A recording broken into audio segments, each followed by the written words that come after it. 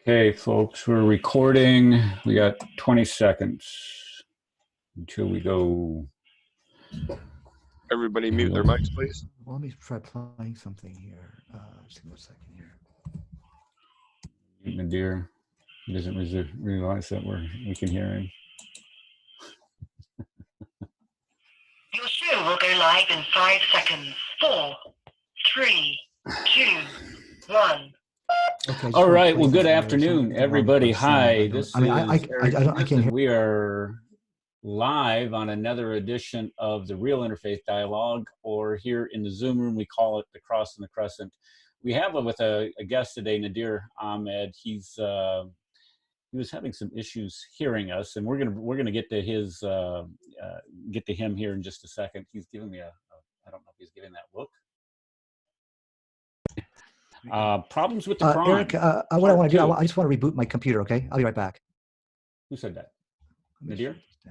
Okay. All right, brother. We'll see you in a bit. We're going to discuss some more problems with the Quran today.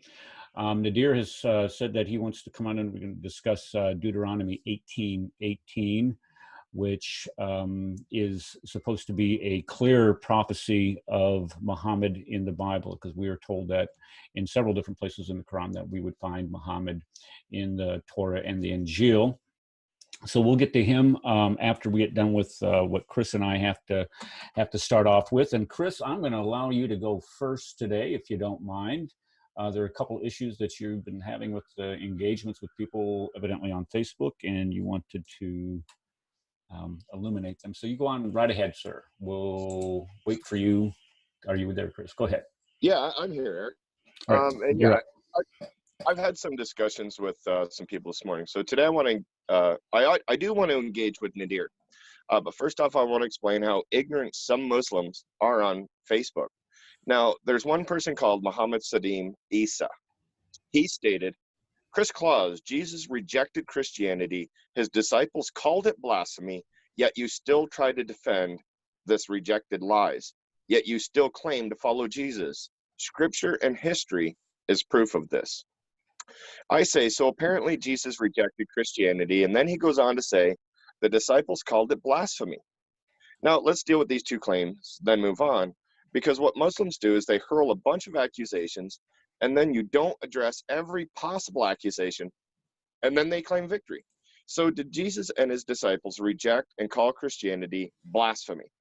Well, the earliest accounts of what the disciples believed seems to suggest the disciples died for the belief that Jesus was God, whom took upon the form of a servant, died in that form to be resurrected on the third day, as he had already told them in the previous Gospels. So no, Jesus nor his disciples rejected or called Christianity blasphemous. Also notice he doesn't cite any sources. He just makes those blank claims. That's normally what Muslims do on Facebook anyway. He then says, we do not follow Christ because scriptures and history prove it. Yet he doesn't cite the text to prove his assertion. This is likely a theme with Muslims making accusations without evidence. Next, he says, neither the name Judaism or Christianity is found in the Bible, not even a Bible dictionary. No Israelite prophet mentioned the word Judaism. Jesus never claimed to establish Christianity on earth and never called himself a Christian. Now, I'm sorry to say, but I'm sorry. Yeah, I'm sorry, but to say the word isn't there, so therefore it's false, is a second-grade argument at best. The equivalent to that argument would be, my dad is tougher than your dad. Right? So and then he keeps on going to say, according to the ancient church historian Irenaeus, the Ebionites believed the one God creator taught that Jesus was the Messiah, used the gospel according to Matthew, and rejected Paul as an apostate from the Jewish law. Ebionites were known to still exist in the 4th century. Some had left Palestine to settle in Transjordan and Syria, and were later known to be Asia Minor, Egypt, and Rome. Yes, and then my response, of course, to this would be yes, there are many heretical groups in history. It still does not prove the group he mentioned were in fact the disciples of Jesus. And of course, if they did believe in the Gospel of Matthew, then they would believe that Jesus did die and was resurrected, because that's what Jesus stated in the Gospel of Matthew. Maybe he didn't know this. Then he says, early followers of Jesus rejected the Antichrist Paul and his lies and was accused of blasphemy. And then he quotes Acts 13:50, Acts 17:18, Acts 21:28, and Luke chapter 2, verse 11. Then he goes on to say, the Nazarenes have considered Jesus to be a divine, or never considered Jesus to be a divine God the Son, but he was given the Messiahship. The Nazarenes never accepted the teachings and writings of Paul. In fact, they looked upon Paul as an apostate who was not pure Jewish blood. The Jewish Christians refused to believe Jesus was divine. They were persecuted by the Pauline church to accept the divinity of Christ, who never claimed to be God. So, here's where I'm going to expose the ignorance of most Muslims and how they argue on Facebook. Muslims must stop copying and pasting without reading their sources they're copying. Here's why. Muhammad Saddam says that Acts 13, verse 50 is evidence for the earliest followers of Jesus rejecting Paul and his lies and saying he was blasphemous. Is that what Acts 13 says, though? Well, let's look to see if Muhammad is correct or not. Acts 13:50 says, but the Jewish leaders incited the God-fearing woman of high standing and the leading men of the city. They stirred up persecution against Paul and Barnabas and expelled them from the region. The Jewish leaders, of course, here's my response. The Jewish leaders were the ones who were persecuting the early disciples. The Jewish leaders were the ones who had Jesus crucified. Yet Muhammad says these are the disciples of Christ. If he would have actually read the chapter, he would have known the Jewish leaders rejected Christ. And then he quotes Acts 17, verse 18. And here it says, a group of philosophers basically began to debate him. Some of them asked him, what is this babbler trying to say? Others remarked he seems to be advocating foreign gods. They said this because Paul was preaching the good news about Jesus and the resurrection. Now, we all know where Paul went to. They were polytheists, right? But you only get that if you read the whole chapter. So here, apparently, he describes the philosophers are now the disciples of Jesus, because he's saying that the disciples of Jesus rejected Paul's message, and he's quoting Acts 17:18. So now he's saying a group of Epicurean or Stoic philosophers, philosophers, they're now the disciples of Jesus. Really? I was like, and apparently in Athens. Now I'm starting to think he didn't even read the sources he cited. Well, let's look at one more, and that's in Luke chapter 2, verse 11. It says, today in the town of David, a Savior has been born to you. He is the Messiah, the Lord. This verse doesn't even mention Paul. So do you, the disciples and Jesus rejected what Paul said and said it was blasphemous, complete nonsensical. Shows how Muslims don't read what they copy and paste. Now, that's just for Muhammad here. And then he goes on to talk about Mithra and Mithras, which just shows nothing about Christianity because all those myths were created after the death of Christ. Now, the last person I want to speak about is Stephanie Gloria. Now, a lot of people may know her from Facebook, and I would caution anybody on interacting with this individual anymore anyways. So here's some things that was going on. Miss Stephanie, who thinks calling somebody a liar is therefore refuting anything. So here's what Miss Stephanie said to me in Facebook today. She says, Chris Claus, you mean missionary. When I told you I was in Germany, I told you I am moving to Munich. The Muslim preachers are my friends, alhamdulillah to Allah, and they understand the case I was in explaining to your big lies. The big liar is you. No wonder you are a missionary. That happened when most of you worked hardly to make me suspect and bring fake hadiths. That was after I saw the vision of Jesus. I'm not surprised of what you do. The mean missionaries, no word can express him. You begin to ask me why I don't leave Islam. or Islam after you bring plenty of fake hadiths like you always tell lies. So your plan had failed, big liar, and I'm in strong faith than ever before. So, and then she says, don't ever try, nor anyone, just expressed how mean missionary you are. So my response to this would be, so her whole rant focuses around her saying she was leaving Islam over doubts that she had, and that I was telling her things that were lies and even used fake hadith. You would think someone who tries this hard to say you're a liar, it almost made her leave her religion, she would know what lies you said, right? So I said, what did I lie about? I asked, what did I lie about your Muslim teachers are telling you? And I swear to God, this is her response. She says, Chris Claus, it was on my main account that I lost. You used many fake hadiths, and you've been caught lying many times by others while you're playing a victim and innocent. I know your game now as a missionary, and I know all your games you're playing. So here she says she doesn't even know what I was even lying about. All she knows is that I lied. This has got to be the height of ignorance. She calls someone a liar and doesn't even know why she's calling the person a liar. I really hope her Allah is proud of her for making up a lie about a Christian.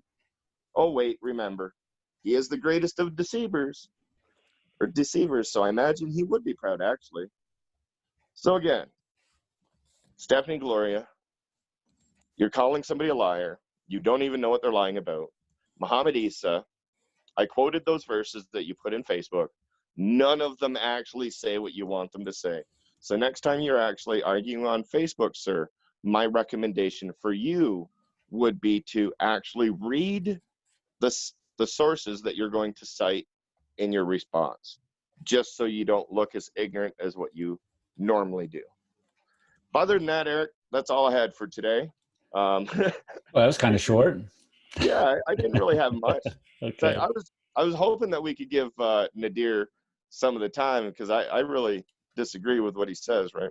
Yeah, I watched the debate that he had with Samuel Green, or watched portions of it. I didn't watch the entire thing, but there was several things that were said that I'd like to interact with him on.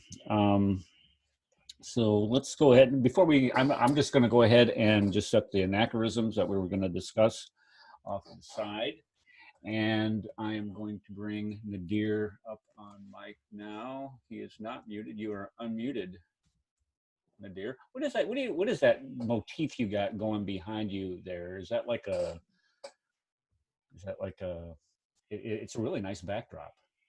Oh, I thank you. It's to cover up my dirty room. It's like a little. So you don't have a disorganized bookshelf sitting behind you like Oh I no, do. you're gonna see clothes. You're gonna see all kinds of stuff just flown everywhere. Well, we appreciate you doing that for us. We don't No, want you're gonna see my underwear. No, also. I was going to say we just keep that So, there, and yeah. along with your socks, you can go ahead and do that. That's why I got this black curtain. It really helps. Well, it looks nice. Yeah. You know, I was shown today where on Zoom you can actually, if I've been told that I need to get a green screen thing behind me, because there's all kinds of different backgrounds that you can put on your Zoom room thing. So I'm thinking about monkeying around with that later. Anyway, okay, sir, you were going to discuss Deuteronomy 18, chapter 18, verse 18, if I'm not mistaken. We were going to talk about how the Quran says that we would find Muhammad in the Bible. Absolutely, and we would find him in the Torah and the Injil, but you're going to stick specifically with Deuteronomy 18:18. Am I correct on that? That is correct, yes. Okay, all right. The mic is yours, sir. Go on ahead. So, so basically this was about a debate I had with Samuel Green. And there was an amazing amount of agreement on the facts. And we all agreed. So, well, the verse basically stated that I will raise up a prophet like you, referring to Moses. And when we looked at the facts regarding of who Moses was and who he was and what he was, and we compared it to Muhammad sallallahu alaihi wasallam, there was no dispute about it. Muhammad is uniquely and spectacularly just like Moses. In fact, no two people on earth are like Moses and Muhammad. These are facts, indisputable facts. We presented it to Samuel Green, and he accepted, yes, that is a fact. That is true. So really, that ended the discussion right there. That ended the debate right there. And I believe it also ended all of Christian apologetics. So basically, I want to thank you guys for all participating. We'll close with prayer and we can all go home now, right? I just want to say something here first. So Nadir, do you honestly think that having one Christian agree with your premise proves that therefore Muhammad is in the Bible? No, they're facts. I could give you the facts, which we all agree on. They're indisputable. Well, the first one that I'd like to talk about is the warrior.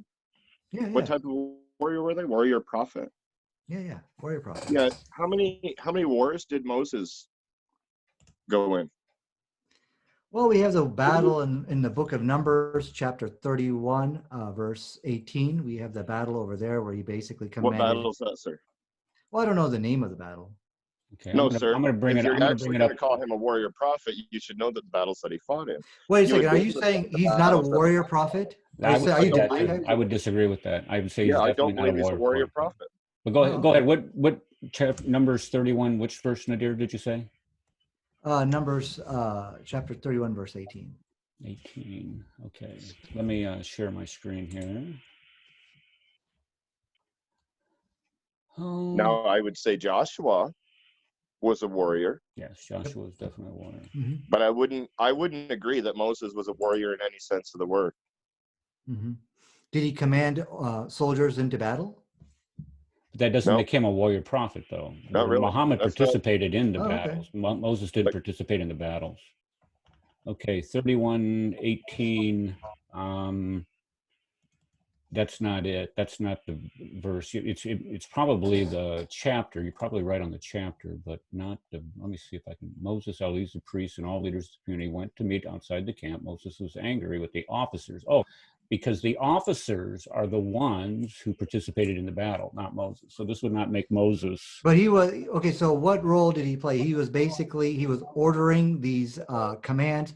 Go out and fight. He led the army into battle, but he himself didn't really. Sir, he didn't lead the battle. He didn't lead the army into battle. This would. That's not what it says. This is what I would say. The equivalent would be saying like President Donald Trump is a warrior president because he commanded soldiers to go into battle.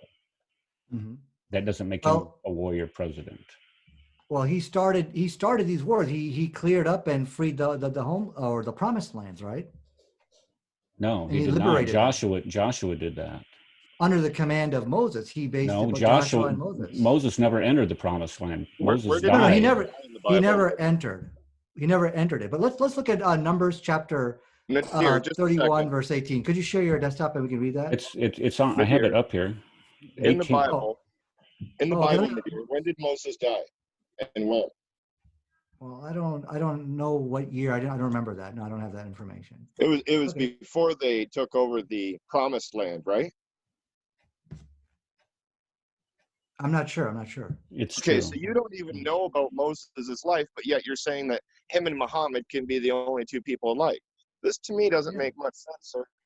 Well, that's because when he says stuff inside chapter 18, now go kill all the boys, kill every woman who has slept with a man, but save yourselves, every little girl who has never slept with a man. So when he orders these type of commands, my definition is this is a great warrior. Well, this is a warrior prophet. No, but it's not. But this would not be comparable with Muhammad because Muhammad. I mean, okay, this is where you're trying to conflate the two.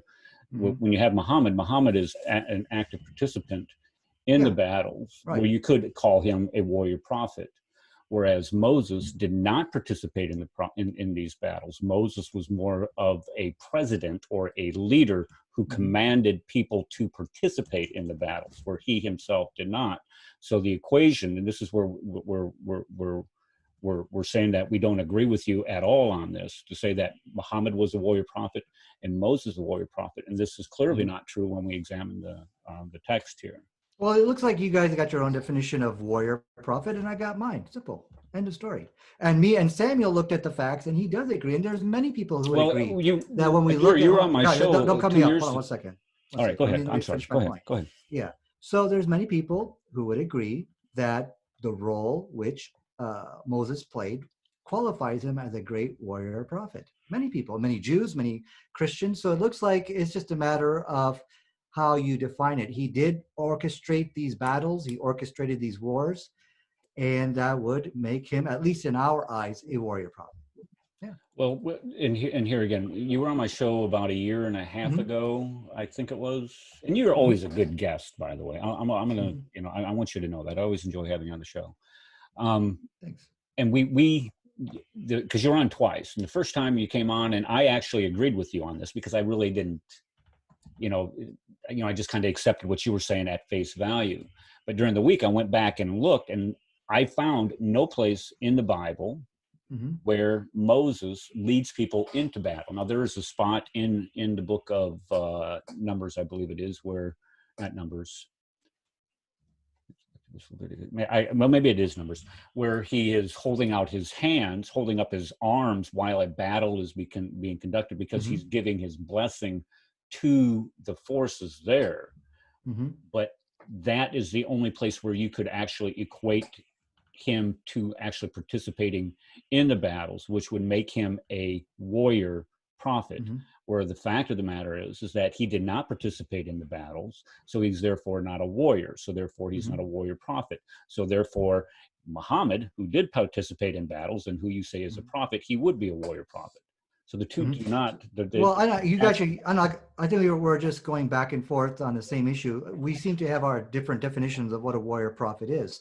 Well, how would he be a warrior? How would you classify him as a warrior then? That's what you don't have to. Okay, my classification is he doesn't really have to physically participate into battles. He basically he gave commands. He said inside Numbers chapter 31 verse 18, he basically gave commands to go out and kill. He gave commands to go and fight. So that would qualify him, at least to our definition as a warrior. But though he himself didn't do that. From Nadir? Well, this is the way we view it. Where are you getting that definition from? This is the way we understand what a warrior would be. There's many people, me, Samuel Green, and others. Well, Chris, I was one of those people who did agree that first time until I went back and I actually looked. And I don't know Sam. I don't know Sam Green. But I'm thinking that if he would actually go back there and look through the book of Numbers and look at your source here, Nadir, that he would probably now disagree with you. That's just, and I can't speak for him, but I would say that he would disagree. Well, we all agree that Moses dispatched armies. He told them to go out and fight these wars. We all agree on that, right? No. Which wars? This is one war with the Midianites. So you're saying that he never dispatched any armies to go out and fight? No, that's not what I said. This is one war where it's dispatched to go fight the Midianites, who were antagonizing the Jews. If you notice, after this occurs, the Jews spend 40 years wandering in the desert, and Moses never goes into the promised land to reconquer the cities of Jericho and Ai and all those other separate cities. It was Joshua who did that. Joshua would be the warrior. Moses would not be the warrior, because Moses led the Israelite people out of Egypt. Go on ahead. Mike Shears, go ahead. Yeah. So basically, we agree that Moses dispatched armies to kill the 5 Midianite kings and slaughtered the Midianite men. I mean, he orchestrated and dispatched these armies. Now, to us, at least the way I look at it, the role about dispatching armies to go out and to fight in these battles, Muhammad not only fulfilled this role, but he also participated in a lot of the battles as well.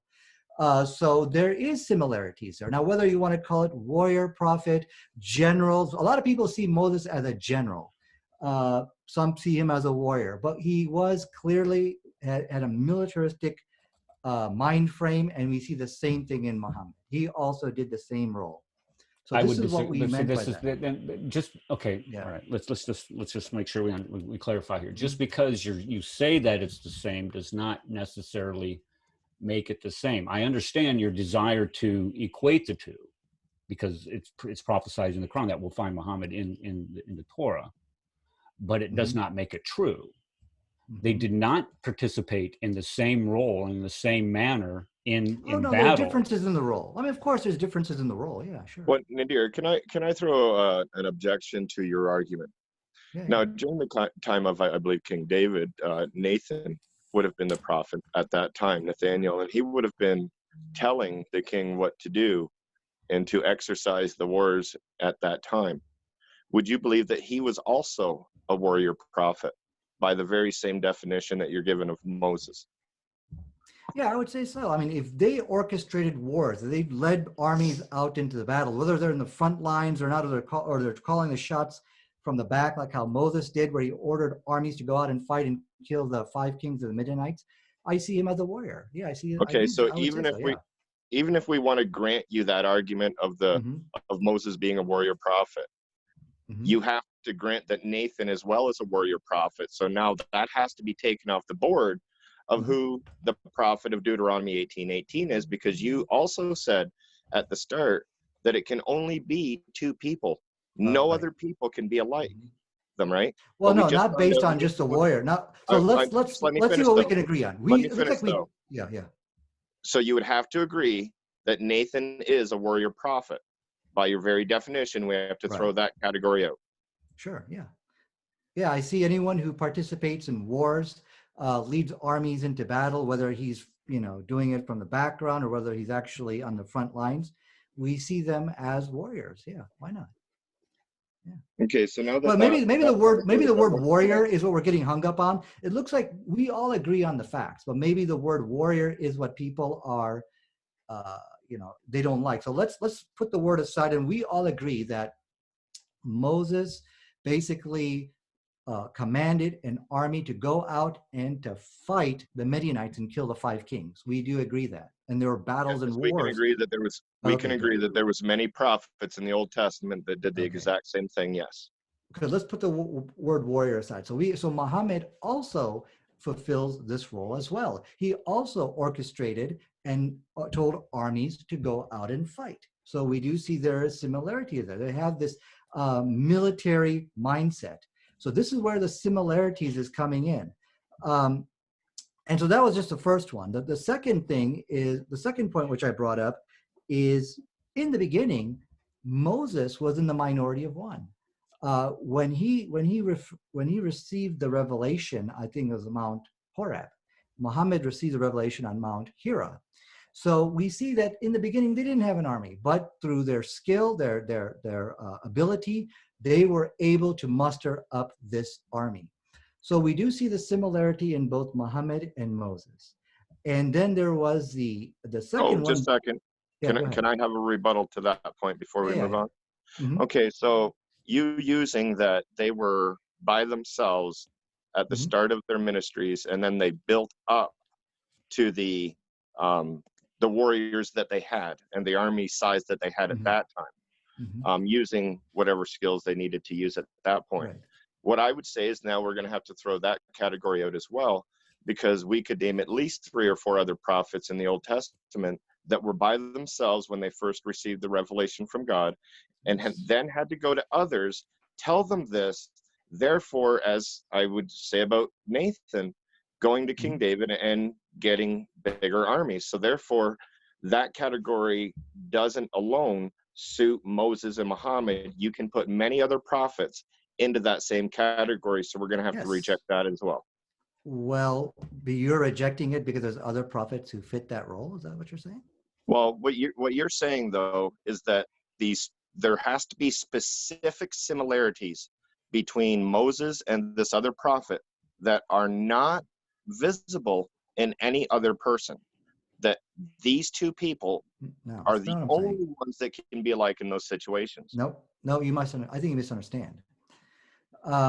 The Bible has many what I call warrior prophets. Okay, and again let's put away the word warrior. Let's use military prophets. Okay, maybe that might be a better word so that we don't get hung up on what it means.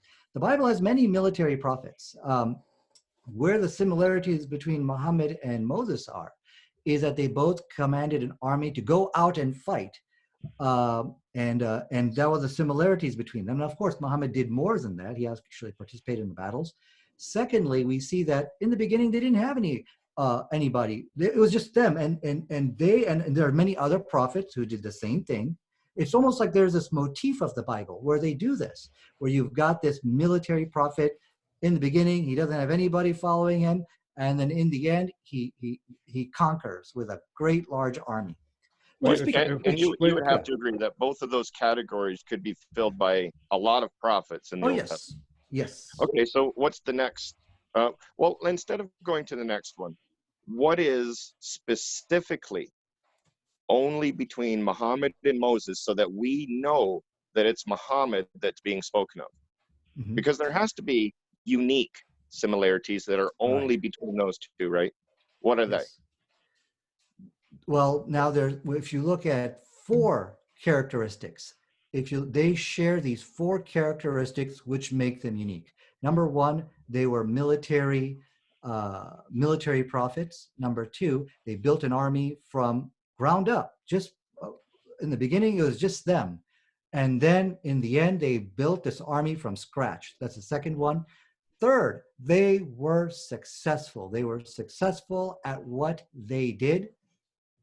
Fourth, they established a theocracy. They established a theocratic state. And then number 5, actually there's 5, I guess, they both led a migration, a massive migration of people. So you can imagine this picture that, here you are with just yourself, in the beginning, and now all of a sudden you're migrating people with thousands of people behind you with their belongings through the desert. So they both led a migration. So when you look at this, you don't see anybody in history other than Moses and Prophet Muhammad filling this role. If I can just add, can I interject here real quick, Nadir? This is Radical Moderate, by the way. Sure. Just really quickly here. So a couple of things. So you mentioned these different the similarities between Moses and Muhammad. Here's the problem with what you're breaking it down with. You just described Genghis Khan. You just described Attila the Hun. You just described several different warlords and leaders throughout the world. Julius Caesar, it could be argued, but no, he came from money, so maybe not. But you basically just described all kinds of various warlords, prophet warriors, Alexander the Great. Exactly. So that's not really a difference. See, when we say when the Bible says a prophet like Moses, what does the Bible say about this Moses? Did Muhammad speak to God face to face? As one friend speaks to another? That's what the Bible says Moses. I disagree. No, it says it. Well, so let me answer. Give me a second. I'm going to pull it up. Can I respond to that? Yeah, go ahead, so basically, right now, you mentioned that Genghis Khan fills this role. No, he does not.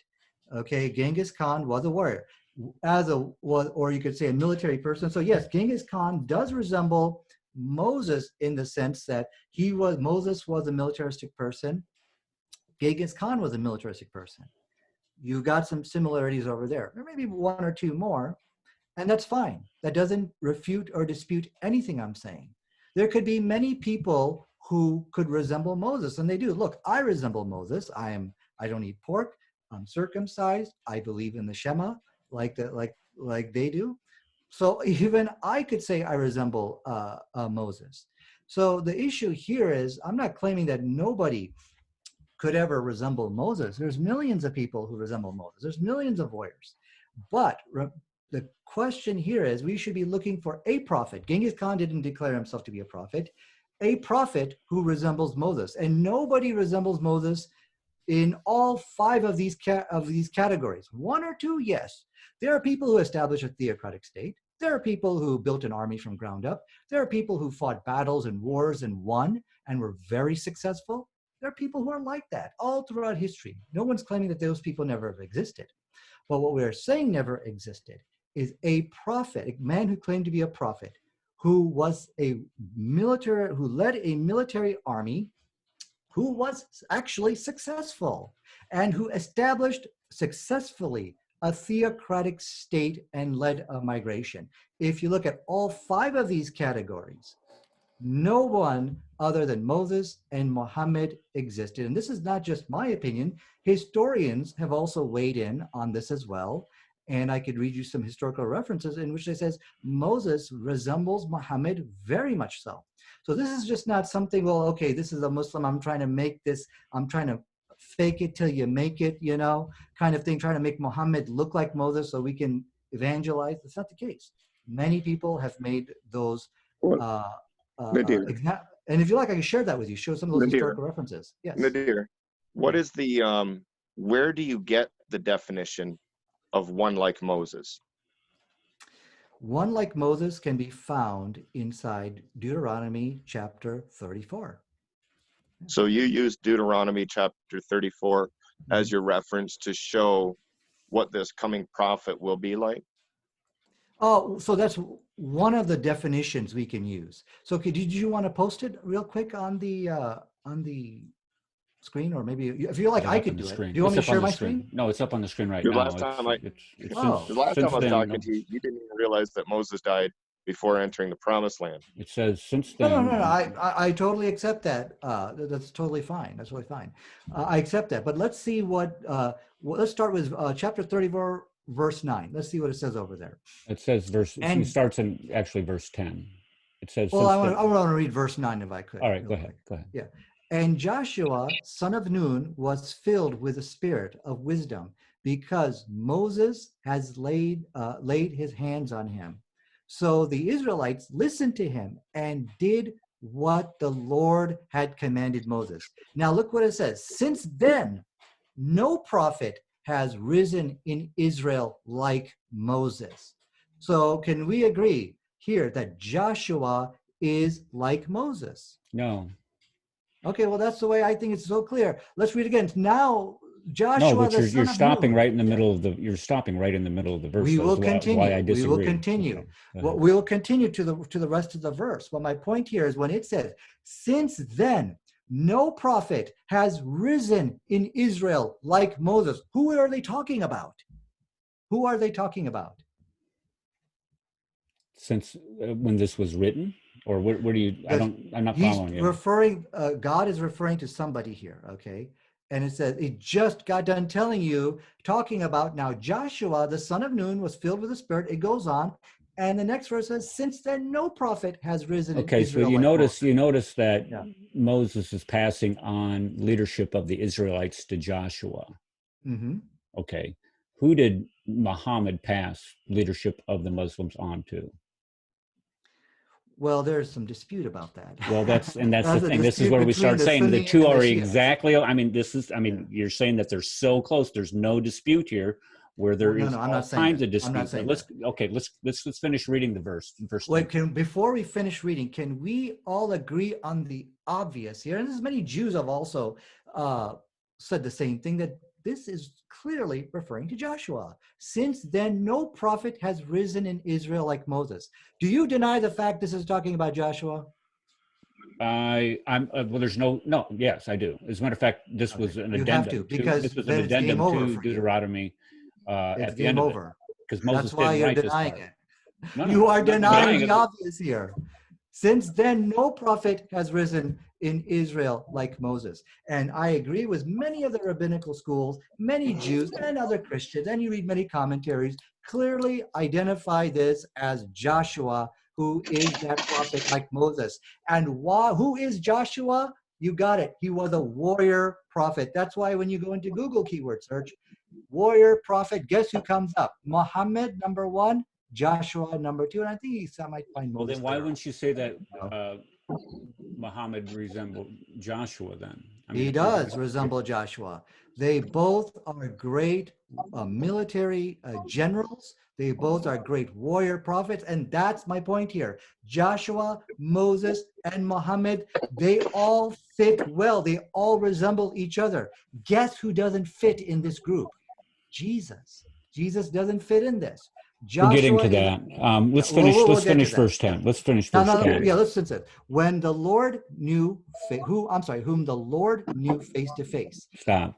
God knows everybody face to face, right? No, not like Moses. Hey, Not Eric, like just a Moses. sec. Go ahead. Just a sec, guys. God doesn't know Eric, everyone face to face. once you're done talking with Nadir, I think we have Bob the Builder in the room too, and he'd like to come up and say something as well. Okay. Yeah. Okay. Let's just do this. Moses knew God face to face because Moses spoke to God face to face. People do not speak to God face to face like Moses did.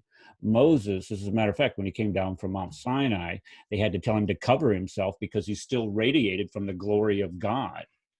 So to say that God knows everybody face to face in the same manner in which it is speaking here in this verse is not true at all. It's not even close. Muhammad did not know God face to face like Moses knew God face to face. Let's read verse 11. Well, let me respond to that real quick. Okay, go ahead. This is why, see, the Christians, they don't have fact to back up what they say.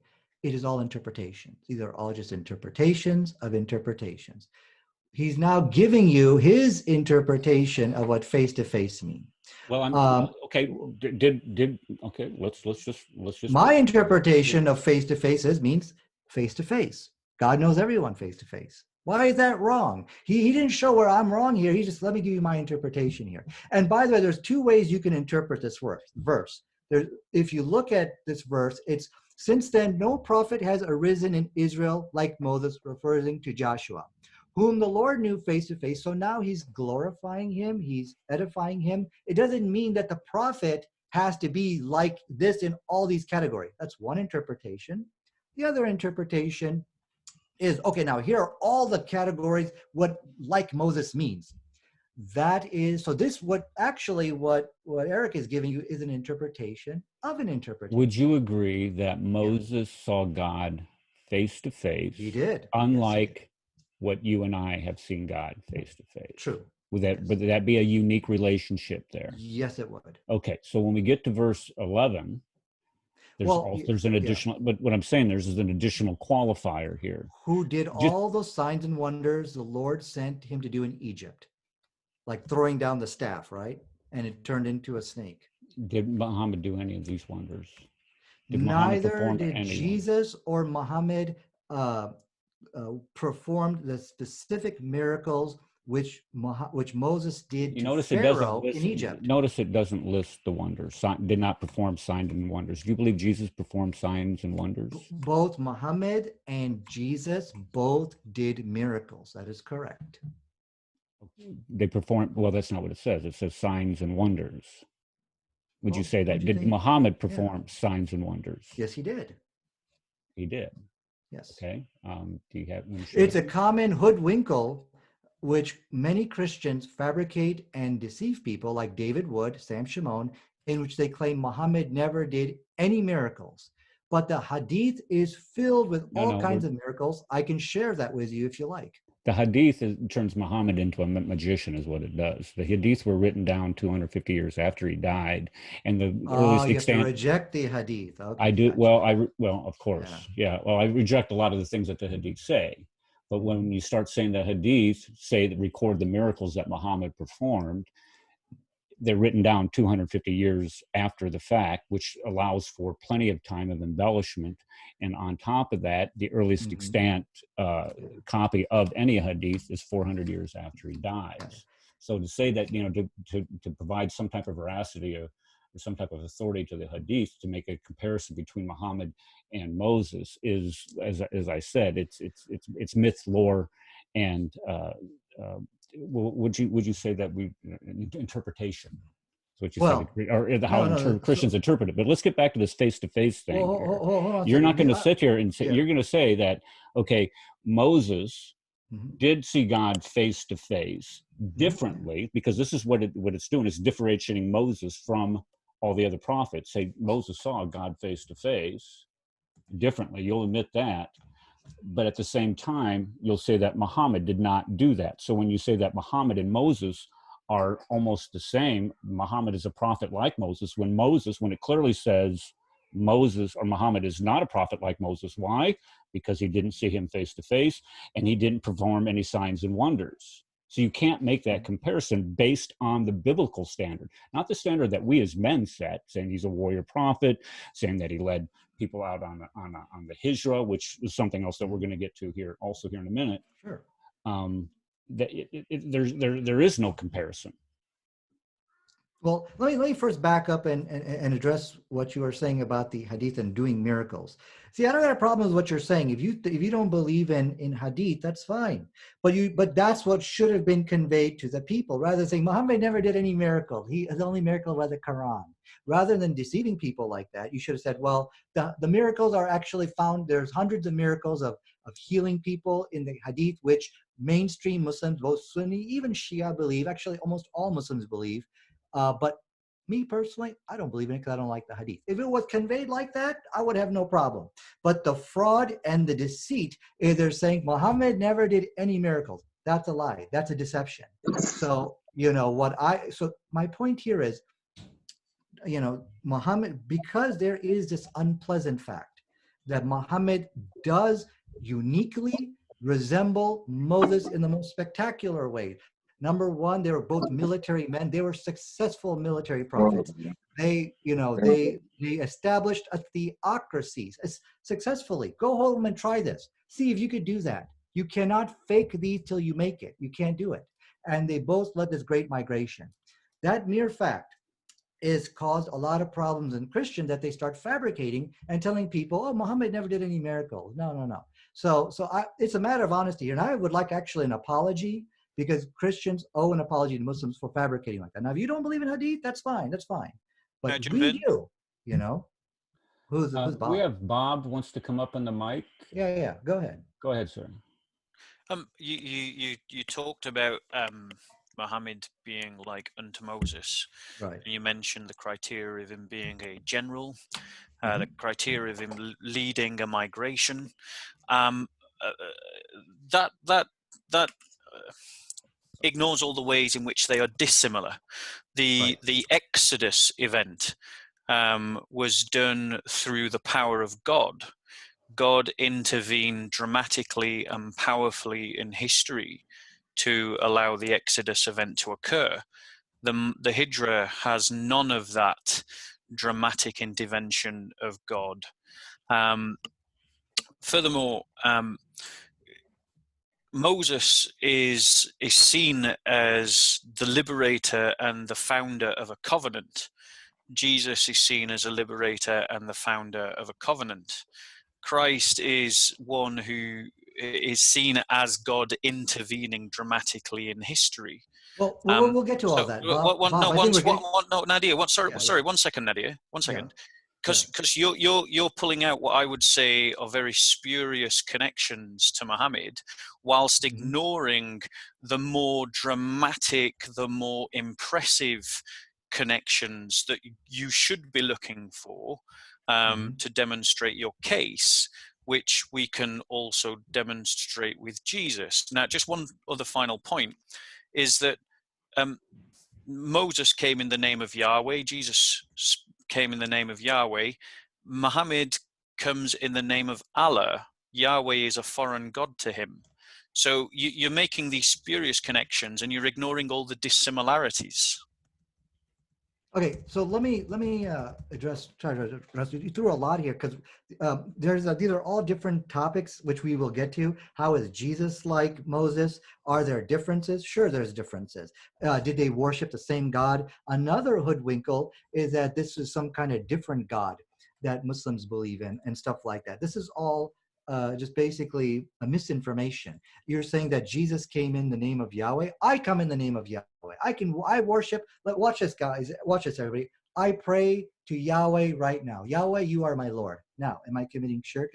No, of course not, because we believe in the same God as what Moses, Isaac, Abraham, and Jacob. Could you do that in the mosque in Mecca? Yeah, sure. Why not? I challenge you to go to. Go to Mecca and worship Yahweh in the Kaaba. I doubt you'll get away with it.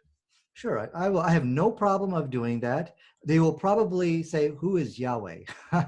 We don't understand that name.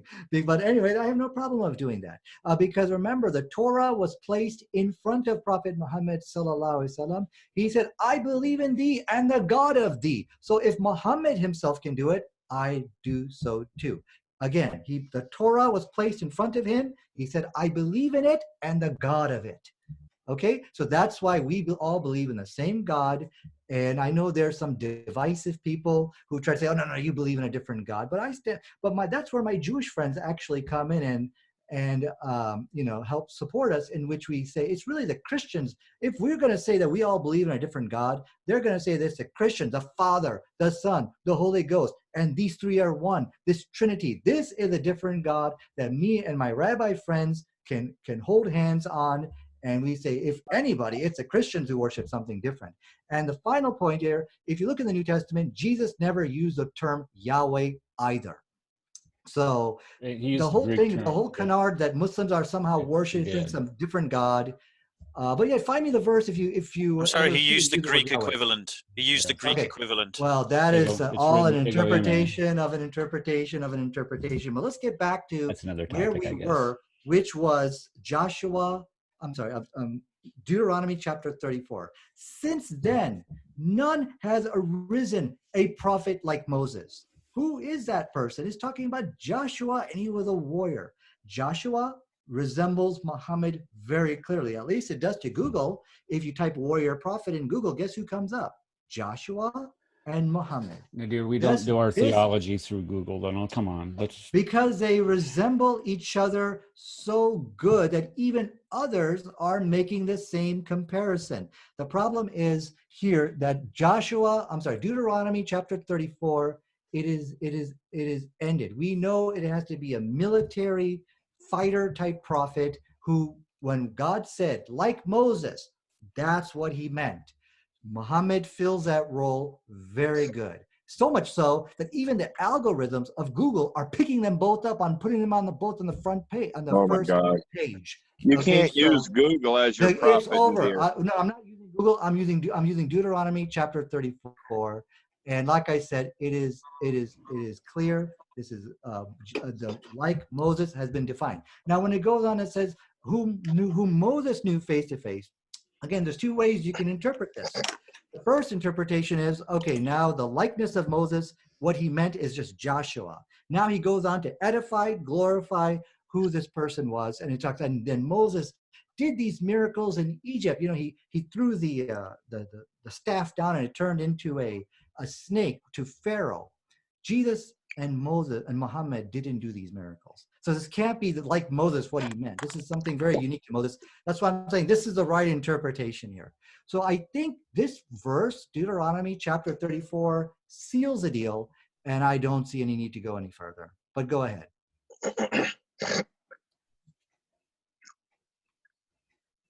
Okay, let's go back to chapter 34. Who did all these signs and wonders that the Lord sent him to do in Egypt. So if we're looking for a prophet, we're looking for somebody that performed signs and wonders. That's one interpretation. Well, that's what it says. It's not an interpretation. It says who did all the signs. Two ways you can read that. Okay, Nadir, before we keep going, where are you getting these two interpretations? Are you making them up, or can you reference the source where you're getting these two things from? When you read the verse, it yields two different understandings, two different interpretations. Who says? Well, you can read it, and by logic and reason, you can read it and see it two different ways. The interpretation you are giving excludes both Moses and Jesus because they didn't do the miracles of the staff, of the snake. I'm sorry, the staff turning into a snake to Pharaoh. No, your interpretation does, sir. Okay, well. Our interpretation says that the one that the one that's going to be like Moses is going to perform signs and wonders from their Lord. Yes. Right? Yes. It doesn't have to specifically be throwing a rod down and turning to a snake.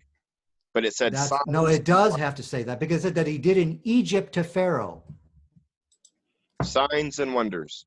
Which he did in Egypt to Pharaoh. That's what it's referring to. Where else did Moses do those type of signs and wonders other than Egypt?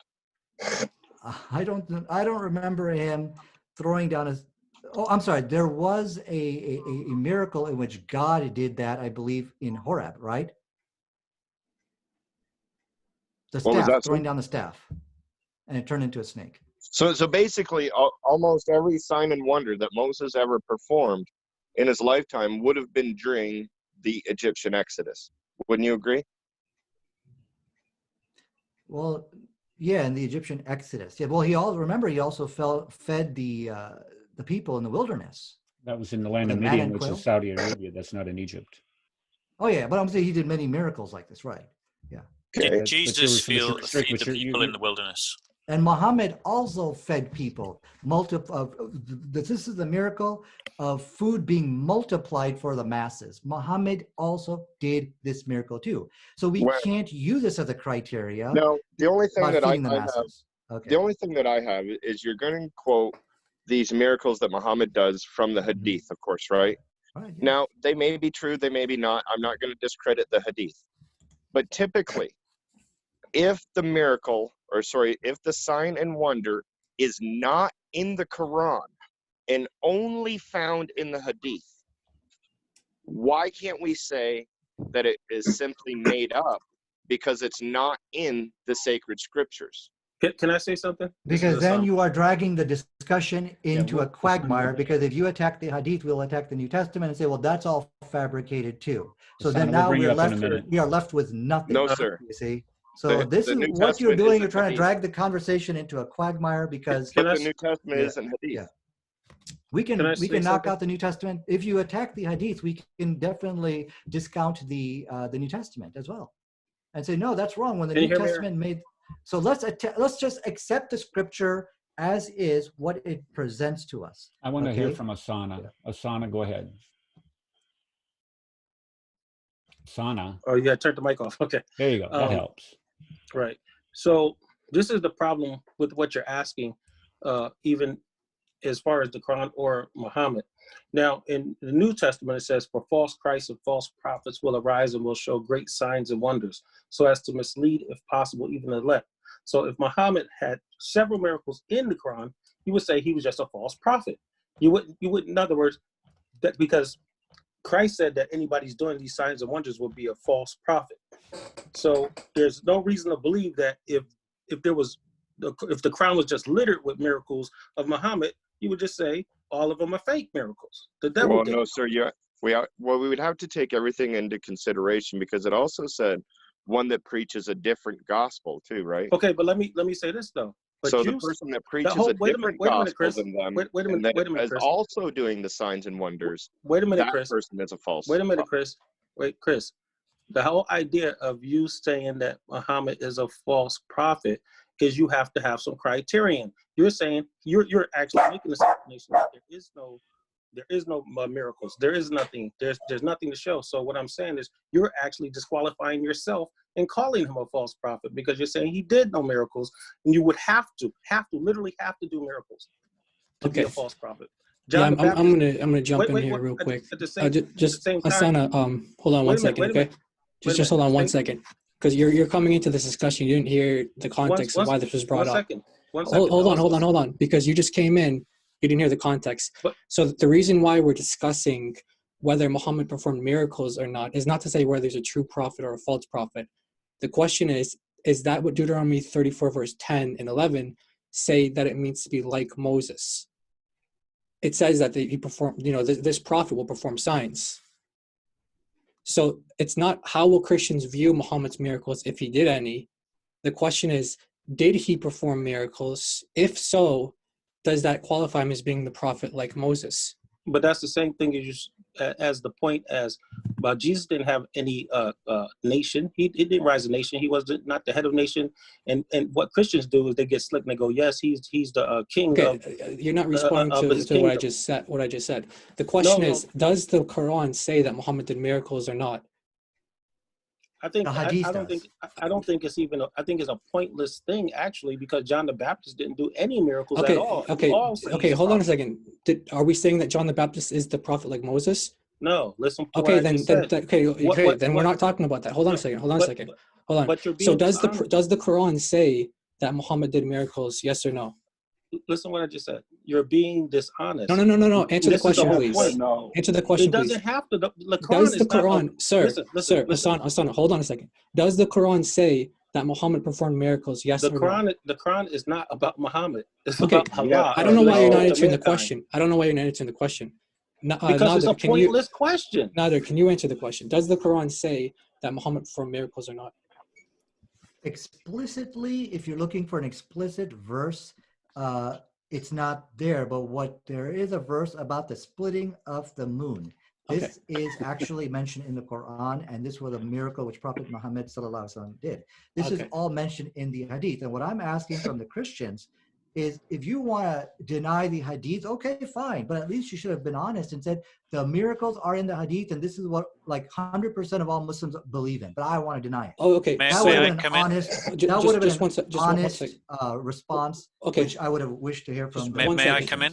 Yeah. Just 1 second. 1 second. So normally what Muslims tell us is that if the Hadith contradict the Quran, throw the Hadith out, not the Quran, right? No, you have to go. That's not true.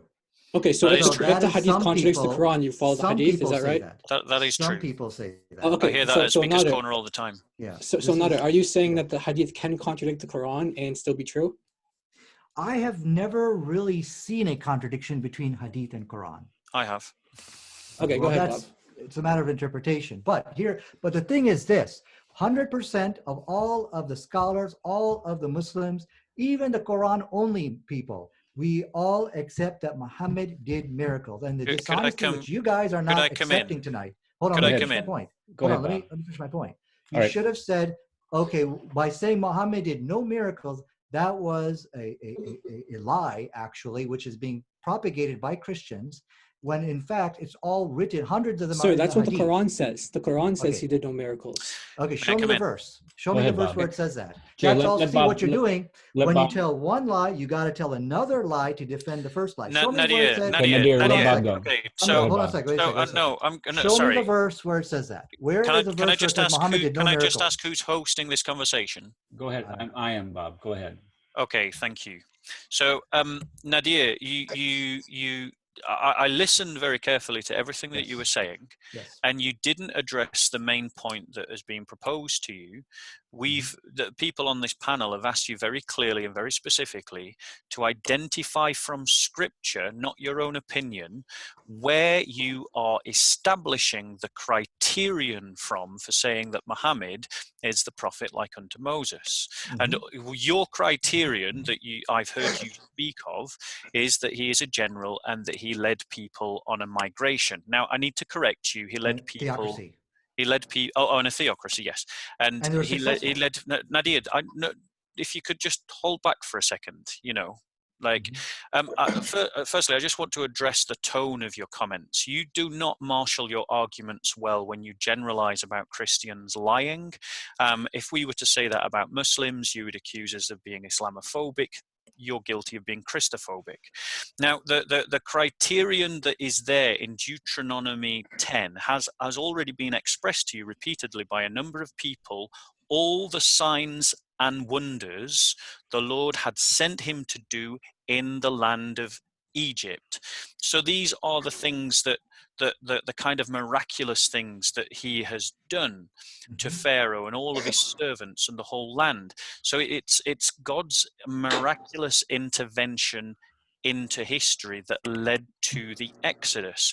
And it's important that you remember in Deuteronomy 18, when it talks about a prophet, I shall raise up from your countrymen one like unto Moses, that in that same passage, just a few verses later, I'm sure you already know this, but the prophet who speaks a word presumptuously in my name, which I have not commanded him to speak, or which he speaks in the name of other gods. Now, Muhammad did not speak in the name of Yahweh. And it is a total lie. It is. Then I would like to see your evidence, sir.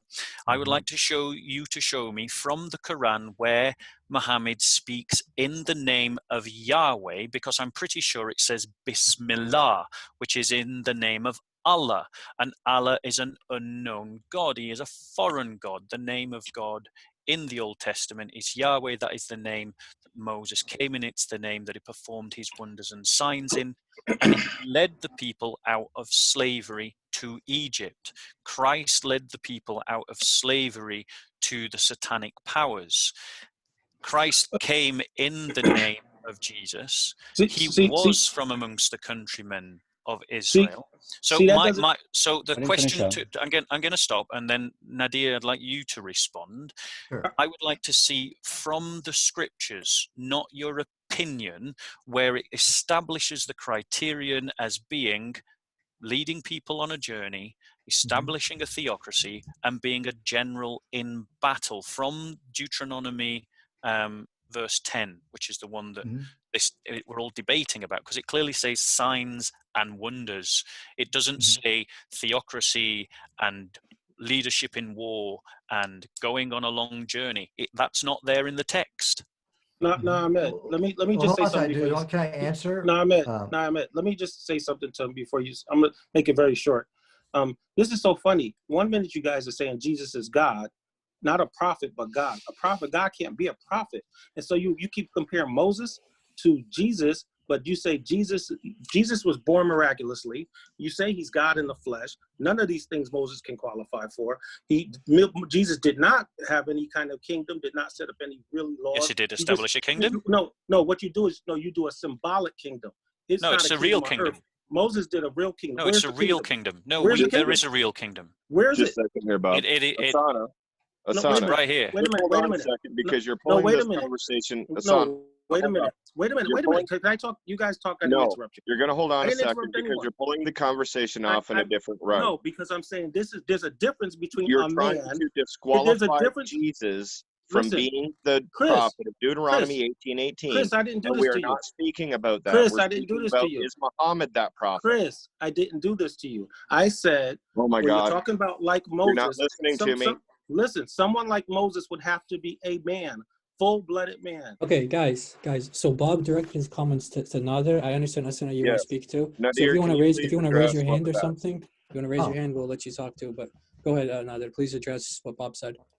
Well, Bob, let me first ask you state the kind of this is kind of obvious here in verse 10. It said, "Since then, no prophet has arisen in Israel like Moses." Can you accept that this is referring to Joshua? Let me just read it. Yeah, go ahead. I'm going to read it from verse 9 now, Joshua. Yeah. So just bear with me 1 second. I would ask, who cares if it's about Joshua or not? What's your point to it? So, like Moses is, well, I'll tell you, let Bob go ahead and read the verse so you can make your judgment. And if you need some time to think about it, that's fine too. So as Bob's reading it, we can agree that this is talking about that have been warriors. Yeah. So as Bob is reading that and he's coming to his conclusions, let me just ask you another. We do agree that I've read it. I've come to my conclusion. Okay. Just real quick, I'm gonna wrap this thought up real quick. We do agree, Nader, that like him, like Moses, refers to the same like Moses in Deuteronomy 18, right? There's been no prophet that's risen up like Moses. That's the same interpretation. It is an interpretation, I would say. I would say it's a sensible would you agree with that interpretation? It's sensible. See, the thing is, what I try to do, I try to stay away from interpretations and only give facts. It's the Christians who give interpretations. May I reply? And so that's why I'm kind of backing away from that. Well, hold on just a second, Bob. Sorry. When we start talking about interpretations, and we're when we flip back over to 34:10, and we start qualifying what a prophet like Moses would be. Verse 10 specifically says that whom the Lord knew face to face. And here's the thing. Why would they put that in there if that was not a qualifier? Face to face. If you're saying, well, I've known God face to face, know God face to face, that when you start talking about interpretation, but wait, that is an extreme interpretation, because you said God knows everybody face to face. What's your biblical evidence for that? Is God all knowing? No. can you answer the question? What's the biblical evidence that God knows everybody face to face?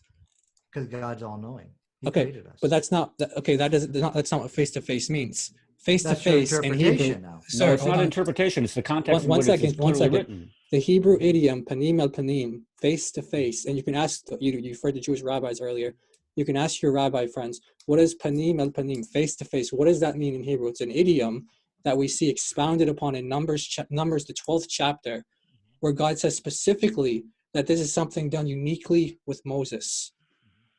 So it's not something that God does with everybody, every member of the human race. It's saying that this is something specific between God and Moses, that he knew God face to face in an intimate manner. He saw God. He actually visibly beheld God. That's what the text says. Yeah, you just gave us. No, it's not the interpretation. That's what Numbers interpretation. 12.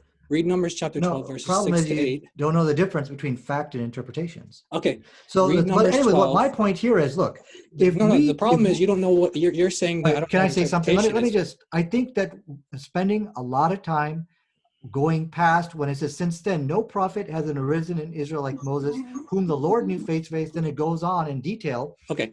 I think that according to you, that means nothing. It's meaningless. No, what I'm saying is, I think the best. Sir, is it your interpretation that face to face means God created everyone? He knows them. Is that what it means?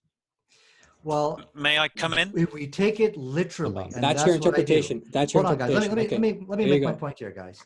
My point here is when there's two interpretations here, and I think the one which let me first give both interpretations, and I'll tell you which one makes the most sense here. When it you're going to tell us which one makes more sense. Okay, go ahead. I'll tell you which, and you guys are open to accept or reject it. So my point here, which I was trying to make earlier, is once a scripture goes, whom the Lord knew face to face, whom did all the signs and wonders the Lord sent him to do in Egypt to Pharaoh. This is not what God means, that the likeness of Moses. Now God is glorifying, he's edifying, he's praising Moses. But what God specifically meant about, since then no prophet has risen in Israel like Moses. This was just referring to Joshua. He's like Moses. Now I'm going to move on to praise him and do these things. Let me just finish my point. Why I'm saying this is the best interpretation here, because the text specifically said, whom did the signs and wonders, referring to miracles, the Lord sent him to do in Egypt to Pharaoh. Jesus didn't do that. Muhammad didn't do that. They didn't both throw a stick and it turned into a snake. So, and they didn't do the miracles which he did to Pharaoh. All right. So my point here is, I think that's the best interpretation of the text. Okay, I have two people that want to jump in on this conversation. Go ahead. And Bob, Bob, I'm going to give you plenty of time, brother. But I have Olga and Ariel want to come in the conversation. So we're going to let Olga. I'm going to bring Olga in. Olga, hello, are you there? He has his hand up. He's had his hand up forever. He's maybe lost. No, I'm here. All right, go ahead, sir. It's funny how I can't remember his name, but it's funny how he tries to me, he put everything on such a physical level. There is nothing spiritual about what Ahmed is saying. It's just everything is so superficial and so on a surface level. There's a very deeper meaning to the prophet like Moses. You know, everything that he does is such a, and that's what I realized with Islam, is how superficial, you know, they look at things. For example, he said he could be like Moses. He could be like Moses because he doesn't eat he doesn't eat pork, but he follow a man who eat camel. Moses didn't eat camel. So you see, to me, just like how superficially he look at things. And if you define who is like Moses, they ask, I think Chris asked him to define what it means to be like Moses. And all I see is a superficial, the things that is physical about Moses, what Moses did physically. There's no spirituality in the way he look at things. And he said Jesus could never be the one like Moses. But if you look at the comparison between Jesus and Moses in many things that Jesus does. Moses parted the Red Sea. You can do it. Sorry, man, this child. Oh, what she has to say is important, Olga. I mean, it was just. Yeah, Moses parted the Red Sea.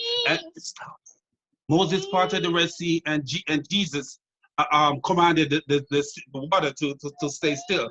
There is so much miracle in, and that's why the verse that you are trying to show him about the works and the wonderful works and the miracle and wonders that Moses did, and compared to the wonder that Jesus did, you could see the similarities in what Moses did and what Jesus did when it comes to the miraculous portray that shows that they are working with the Almighty God. When you look at what Muhammad did, nothing he do shows that the Almighty is with him. Nothing he do shows that the Almighty, everything is physical. Other people could have done anything that Muhammad did. But what we see Jesus do is showing creative miracle. Moses did creative miracle. Only the Almighty could have done the things that Moses did, and only.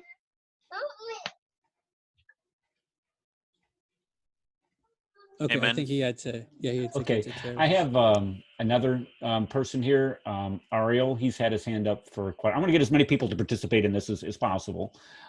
Ariel, sir, I'm gonna. Oh, I just muted you. I'm sorry. By the way, did Bob ever get back to us about is that prophet like Moses? We're going to get to it. Was that referring to Joshua? Can you accept that, Bob? Well, Bob will get to that. I want to hear from Ariel. Go ahead, sir.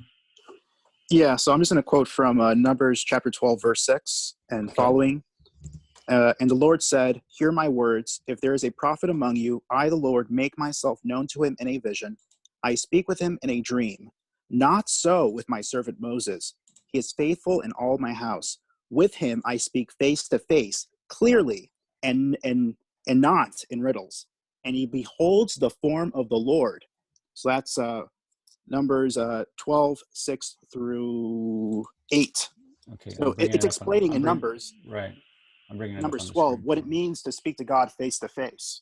And if you also read in Exodus 33:11, it also explains that that Moses spoke with God face to face when he was on Mount Sinai. So it distinguishes Moses from the other Israelites as speaking with God face to face, and it explains that when you speak to God face to face, you're beholding the form of God. Now, Muhammad did not behold the form of God. He did not speak to God face to face as a person speaks to his friend. Neither did Jesus. When you speak to your friend, it's there's a back and forth. But Muhammad, he only got information from the angel Gabriel. He did not speak to him face to face. So if you look at Deuteronomy 34, verses 10 to 12, there has to be a prophet that would come after Moses that speaks to God face to face directly. Jesus didn't do that. Not what the text says. I think you're misunderstanding what the text says. Let's get off topic here. This is qualifying. We're comparing Moses to Muhammad. We're not talking about Jesus right now. We'll do that. Well, we know Moses is like Muhammad. That's a fact. Many historians have also said the same thing. But we're demonstrating clearly here, Nadir, that it's not a fact. It's your interpretation, and is the gross interpretation, ignoring the majority of the context of Scripture, that it's not. Do you accept that Moses and Muhammad were successful military personalities in this world? They both led armies successfully. Do you accept that? No, go ahead, Bob. May I come in? Wait a second, hold on, Eric. I don't accept that Moses was a military general. That's what we established at the beginning. I didn't say he was not a military man. Did I respond real quick to that? Nadir. Hi guys. So I asked you a very specific question, and rather than answer my question, you simply asked me a question. Now I'm going to do you the courtesy of answering your question, and then I would like you to do me the courtesy of answering my question that I'm now asking you for the second time. So my question that I asked you was, can you show me in Scripture the criterion that you are asking us to accept? Because the verses that you're using speaks about signs and wonders. It speaks about someone speaking to the Lord face to face, which my brothers have expanded upon quite clearly. It blatantly does. It says, who knew the Lord face to face? Those are the actual words that are there in the text. So now, Nadir, again, if you could just bear with us, sir. Sure. Now, we can exclude Muhammad from this because you don't believe that Allah enters into his creation. And if Allah doesn't enter into his creation, then Muhammad can't speak to him or know him face to face. Just as a side point, in the Gospel of John, it speaks about the Logos being proston theon, as in facing God. So the Logos is proston theon. So the word is facing the God. Just a point there. Now, the verses that we're talking about in Deuteronomy, which one was it? Deuteronomy 34:10. It says, "No prophet again." You asked me about whether that's Joshua, and I have to say, no, it isn't. The break is coming at verse 9 when it's talking about Joshua being the successor, and then it's making a reference about Moses. No prophet ever again arose in Israel like Moses. So it's not referring to Joshua, it's speaking about Moses, and it says what makes Moses unique. It says Moses who knew the Lord Yahweh, that's Yahweh face to face, and he did all the signs and wonders the Lord had sent him to do in the land of Egypt. Now, you believe that Allah doesn't enter into his creation. You believe that sight cannot behold Allah, that you can't see the glory of Allah, and the face is the metaphor of knowing someone fully, and so by the understanding of your own doctrine, that can't be Muhammad right there. And I disagree with you. That's not Joshua. So my question to you is from the verse, not your opinion, because so far all we've heard is your opinion, and it doesn't matter how strongly you state it or how clearly you say it's a fact, it doesn't make it a fact. Where is your evidence from the text that for the criterion that you're using? You've given 3 criteria. I don't see it in the text. So if you could show us from the text where it says a theocracy, a pilgrimage, and a great military leader, because I don't see it. But what I do see in the text is one who knew the Lord face to face, which excludes Muhammad because Muhammad can't see Allah, and one who performs signs and wonders in the name of the Lord, as we see from Deuteronomy 18, because that's using Deuteronomy to interpret Deuteronomy, which is fair because it's written by the same author. So it's got to be done in the name of the Lord. And you didn't address, again, you avoided it, like you've avoided all the other points. You didn't address the question about speaking in the name of Yahweh, because it says in Deuteronomy 18 that the prophets who are false will speak in the name of other gods. And clearly Muhammad never spoke in the name of Yahweh. And I'm still waiting for the evidence of where he did, because you said that he did. So I'd like to see the evidence of that, please. So 2 questions. Where in the scriptures is your criterion? And secondly, where does Muhammad speak in the name of Yahweh? So when we say that like Moses, it's only really defined in one place, Deuteronomy chapter 34.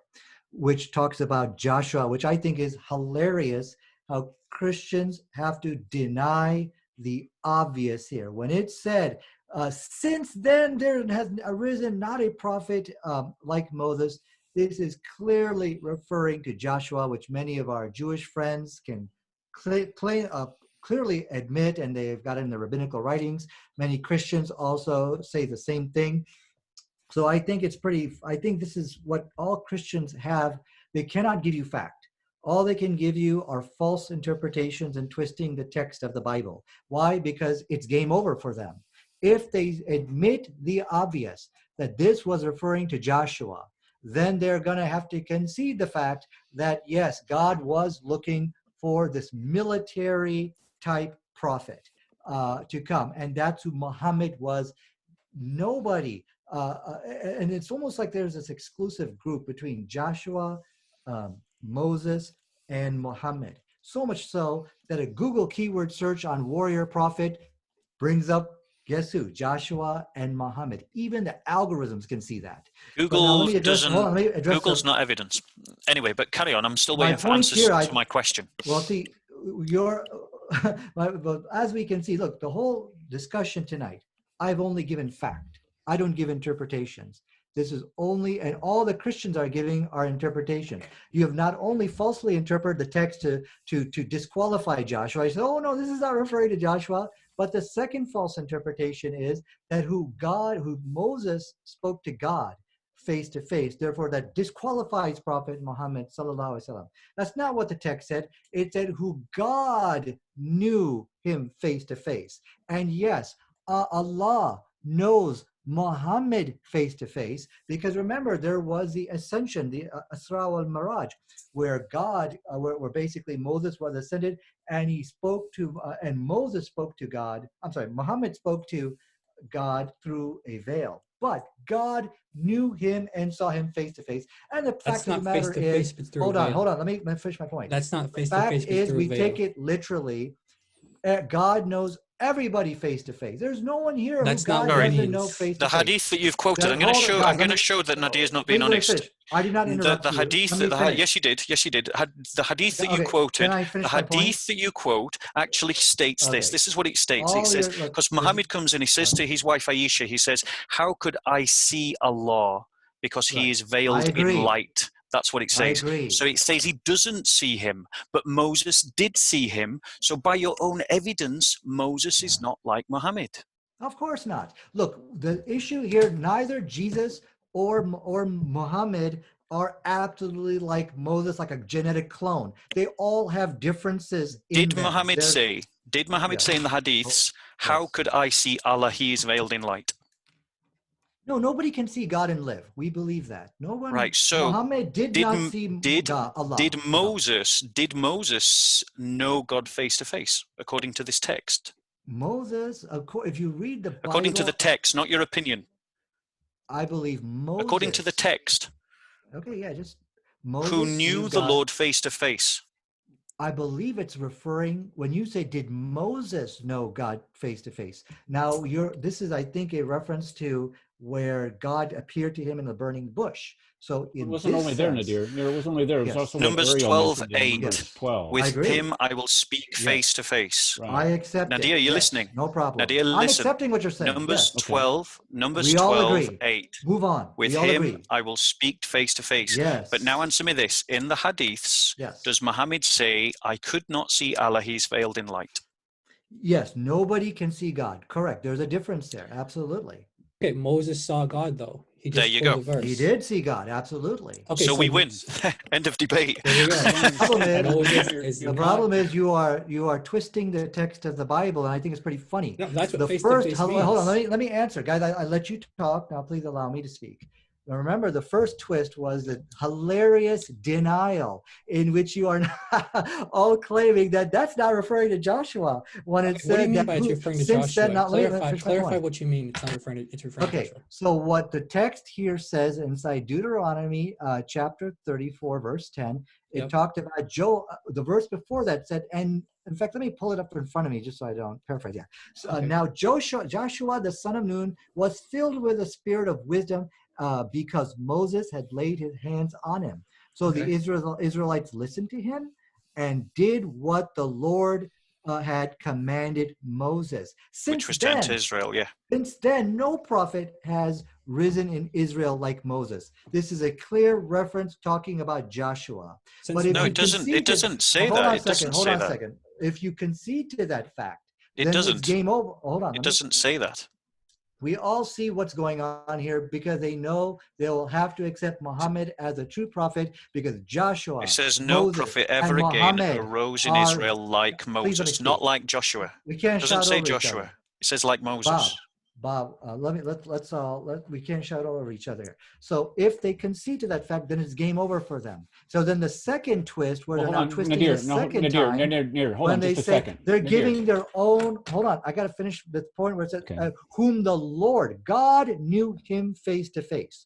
This is, if we take it literally, this refers to everybody. God No, knows that's not what it everybody literally face to means. face. No, Doesn't see, say That's here's what it what literally you're means. doing, So Nadir. now this is what you're look, doing. we are done with this. No, Actually, we're not we done need to with move this. on What to you're how doing Jesus is you are is placing like your Moses. own We interpretation are going back. Look at. on this verse. Okay. You're placing your. Hold I'm on. doing what you're doing. You gave your. Eric, I'm don't let reading him it. control the Hold on. conversation, I know, bro. I know, Hold on a I second. get that, I get. Okay. But I'm just trying to say, Nadir, what you're doing It's is you're over. saying that it. It's game over for you guys. How can you Okay. All say you it's guys can do game is over when you're misread sitting here All right. telling us? and misquote the text. Okay. We're Okay, taking let's go the to how text Jesus is completely. like Moses. Okay, before And we we're gonna get have to some that, fun there. before we get to Are you that, able let's to talk mute about. Nadir? I want to go. just I can. one I sec. can. I don't like muting people. I don't like doing that Can I just because. make? But Can I let's just You don't make have a to point? mute be me. all I'll just gentlemen here. Go leave. ahead, Jay. Jay, go Yeah, ahead. can I just make? Okay, so before we go to Jesus and whether Jesus is like Moses or not, Mhm. I want to talk about how we can know from Deuteronomy itself that Muhammad cannot be the prophet like Moses. And how do we know that? We can know that with certainty because, for one, Moses taught that God is our Father. Mhm. Moses taught that God is our Father. Okay? Deuteronomy chapter 14, verse 1, 32, verse 6, 32, verse 18. God is our Father according to Moses. According to the Quran, Muhammad said that Allah is a father to no one. He's nobody's father. Whether it's spiritual, like in chapter 5, verse 18, or physical, chapter 6, verse 101. No one is a child of Allah. So Moses tells us God is our father. Muhammad comes along thousands of years later and says, no, God is not our father. And then you want to tell us that Moses is like Muhammad, Muhammad's like Moses, when they contradict each other's theology. You can't be the prophet like Moses if you contradict his theology. Muhammad is like Moses. That is a fact. So See, this just is not repeating an that, interpretation. Nadir, does not make it a fact. Okay, now let me address that point. So when it talked about, the question before was, well, where did it specifically say what like Moses means? 34:10. Okay, 34:10 does, and that was Joshua. He has to be like Joshua. And so we don't see what you just stated, where there's a difference in using the term father. That's not stated as what like Moses means. Okay. No, I can quote. The point that I made. Here, hold on. Just respond what to you the are point. doing now. Okay, All the one Christians. second. One second. I let you finish. Respond to the point that I made before you Yes. create something, Yes. and then you want to respond to that. Respond to Yes. the point that I actually made. The point that I made was that the prophet, like Moses, cannot contradict the theology of Moses. Where's your evidence for that? That's what it means to be like Moses. Moses, not in wars, not in green pilgrimages or exoduses. Show that to me in the Bible. Show that. Okay, so you're telling us that God can reveal something to Moses, and then God can reveal something to Muhammad. They can be totally contradictory, and then you can say they're like each other. Well, like Moses, when God said inside the book of Deuteronomy, like Moses, okay, Muhammad fits that role, and that is based on fact. Now, okay, did Muhammad contradict Moses on this point? Okay, are you going to let me finish? Okay, if you don't want to let me talk, okay. Because you're not actually addressing the point. There are differences. Did Muhammad contradict Moses on this point? Yes or no? Yeah.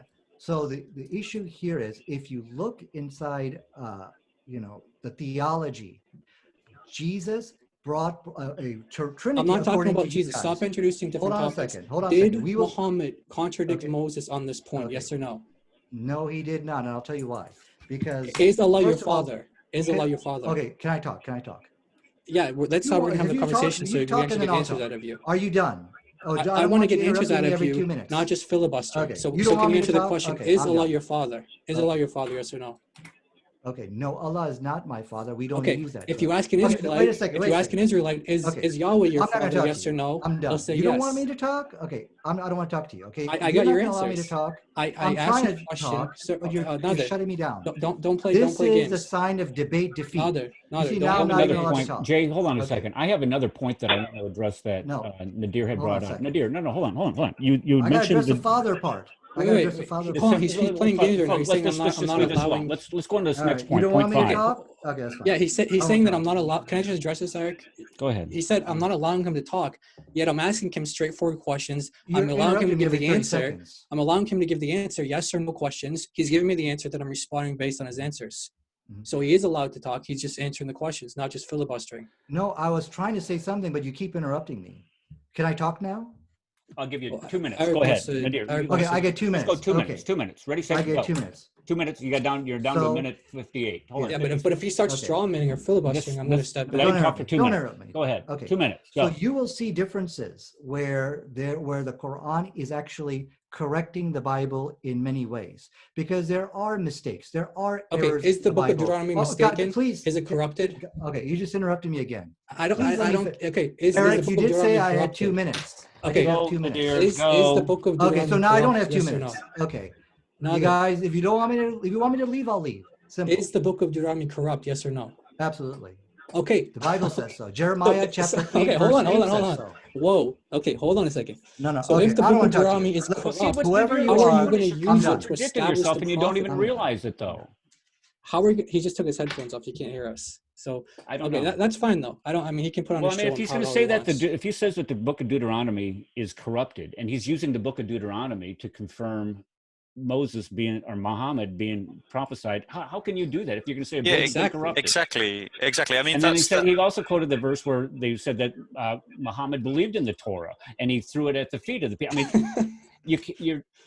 mean, the thing is, the moment people like Nadir will use a text to verify that Muhammad is prophesied in the Bible, what they're saying is, if we were all to go, yeah, that's a great argument. I see what you're saying. I'll give my shahada. They're not going to stop us and go, oh, hold on, you're making your shahada based on a bad evidence because actually we believe this is corrupt. They'll accept our shahada as being for good reason. So in other words, they're saying that the text that they're using to prophesy Muhammad is a reliable text. But when that text actually contradicts them, they then flip 180 and go, actually, no, it's an unreliable text. And they can't have it both ways, and like we've all cottoned onto that. And I think increasingly more and more. I really want to go nail down on point 5, which was the similarities between the Hijra and the Exodus. Nadir, you can come back up.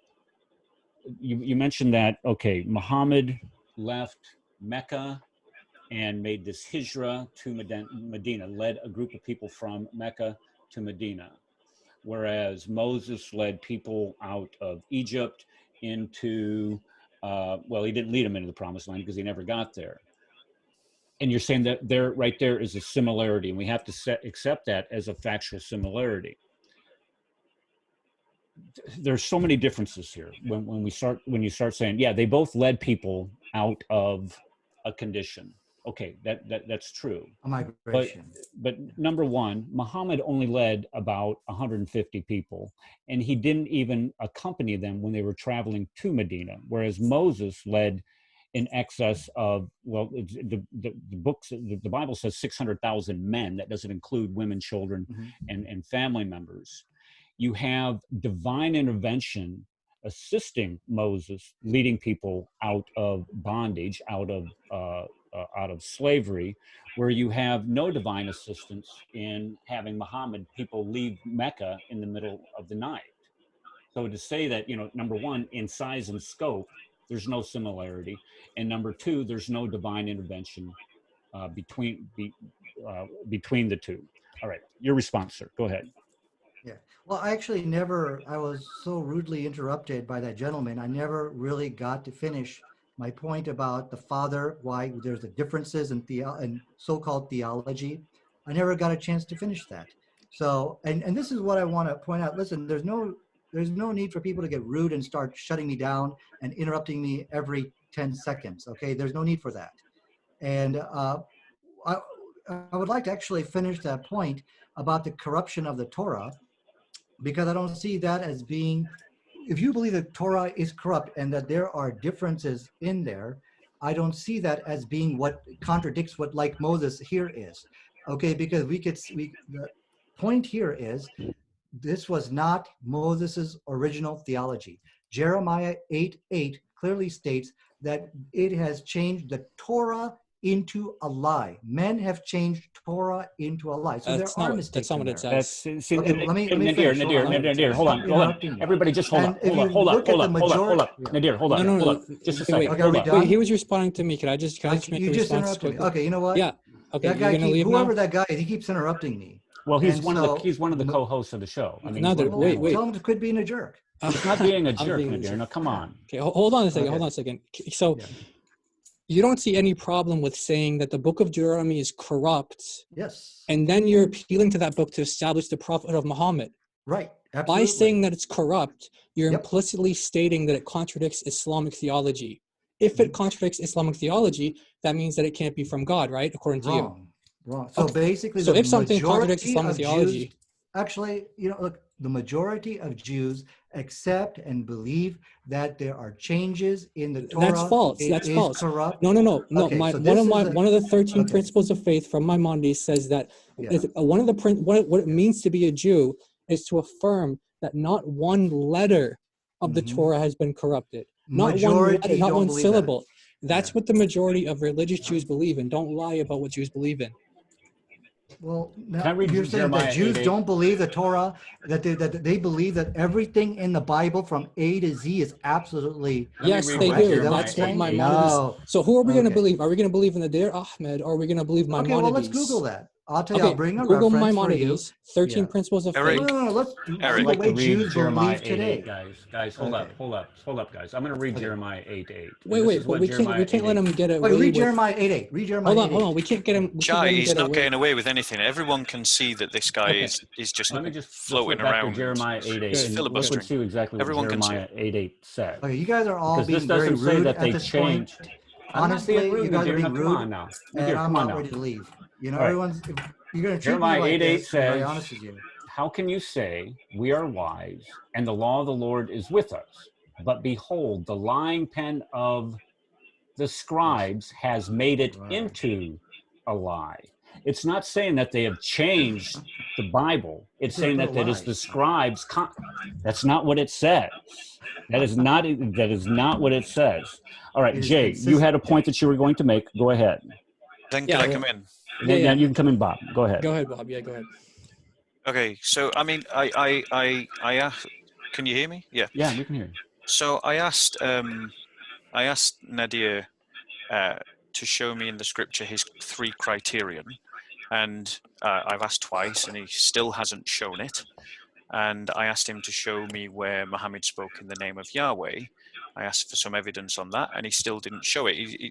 And he's doing this throughout this entire conversation.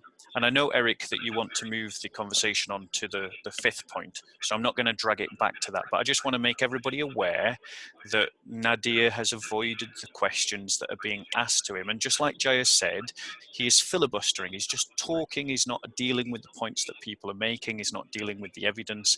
And he's just declaring these pronouncements as if he's speaking fact, when actually anyone, and this is why Jai needs to relax, because everyone can see this, that actually when people are looking at the evidence and they're looking at the scriptures, they're going to be able to see that Nadir is just filibustering and making noise and fog and smoke and mirrors. You know what? Now, I'm leaving. Has he gone? So yeah, but that's okay. Yeah, that's fine. I mean, the thing is, everyone can see that, and it's the usual kind of tropes that get used. Oh, you're lying, oh, you're misusing the scriptures. But we've shown very clearly from the passage that it's a prophet, it's someone who knows God face to face, which is unique to Moses. And there's only one other person that can claim to have seen God face to face, and that is the Son, Jesus Christ, who was proston theon to the Father,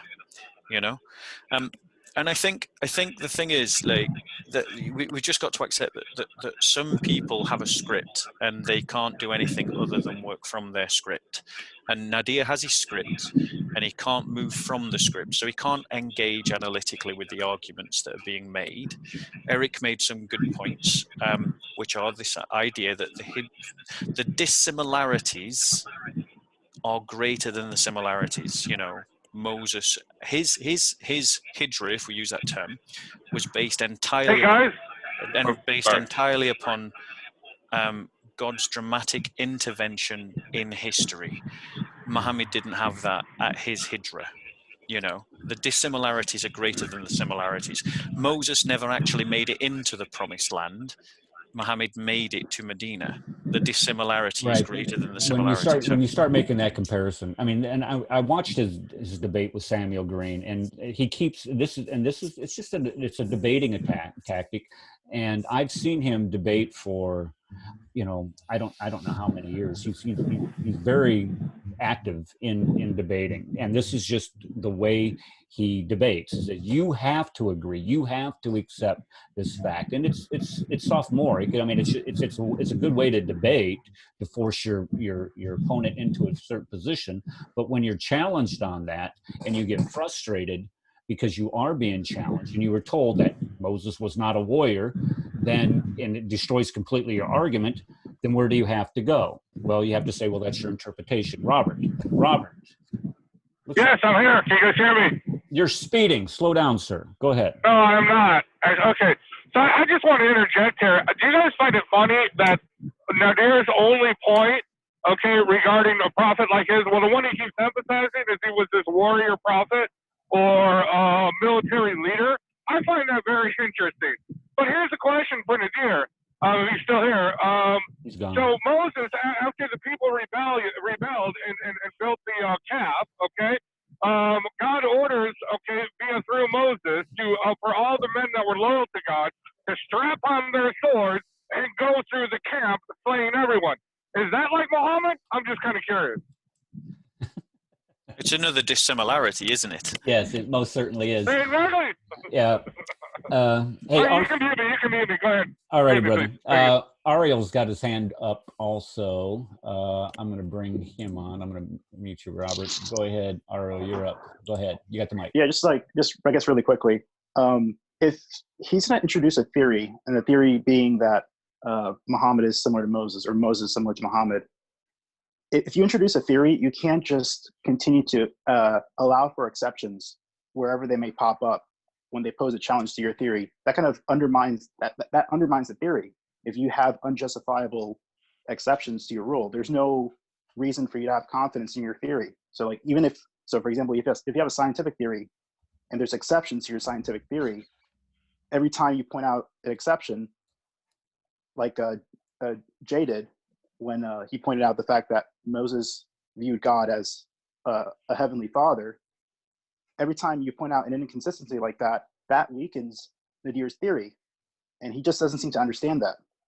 So that's pretty much it. It's the common objection that it's always the corruption of the text. If it doesn't fit our theology, then the text has been corrupted. The text has been corrupted. The text has been corrupted. Oh, but you're going to go to this text to prove something in your text, even though it's been corrupted. It's duplicity is what it is, and you find it, and when I'm sure, Bob, you see this at Speaker's Corner, and oh, by the way, that is like the rowdiest place on the planet. I kudos to you for doing that.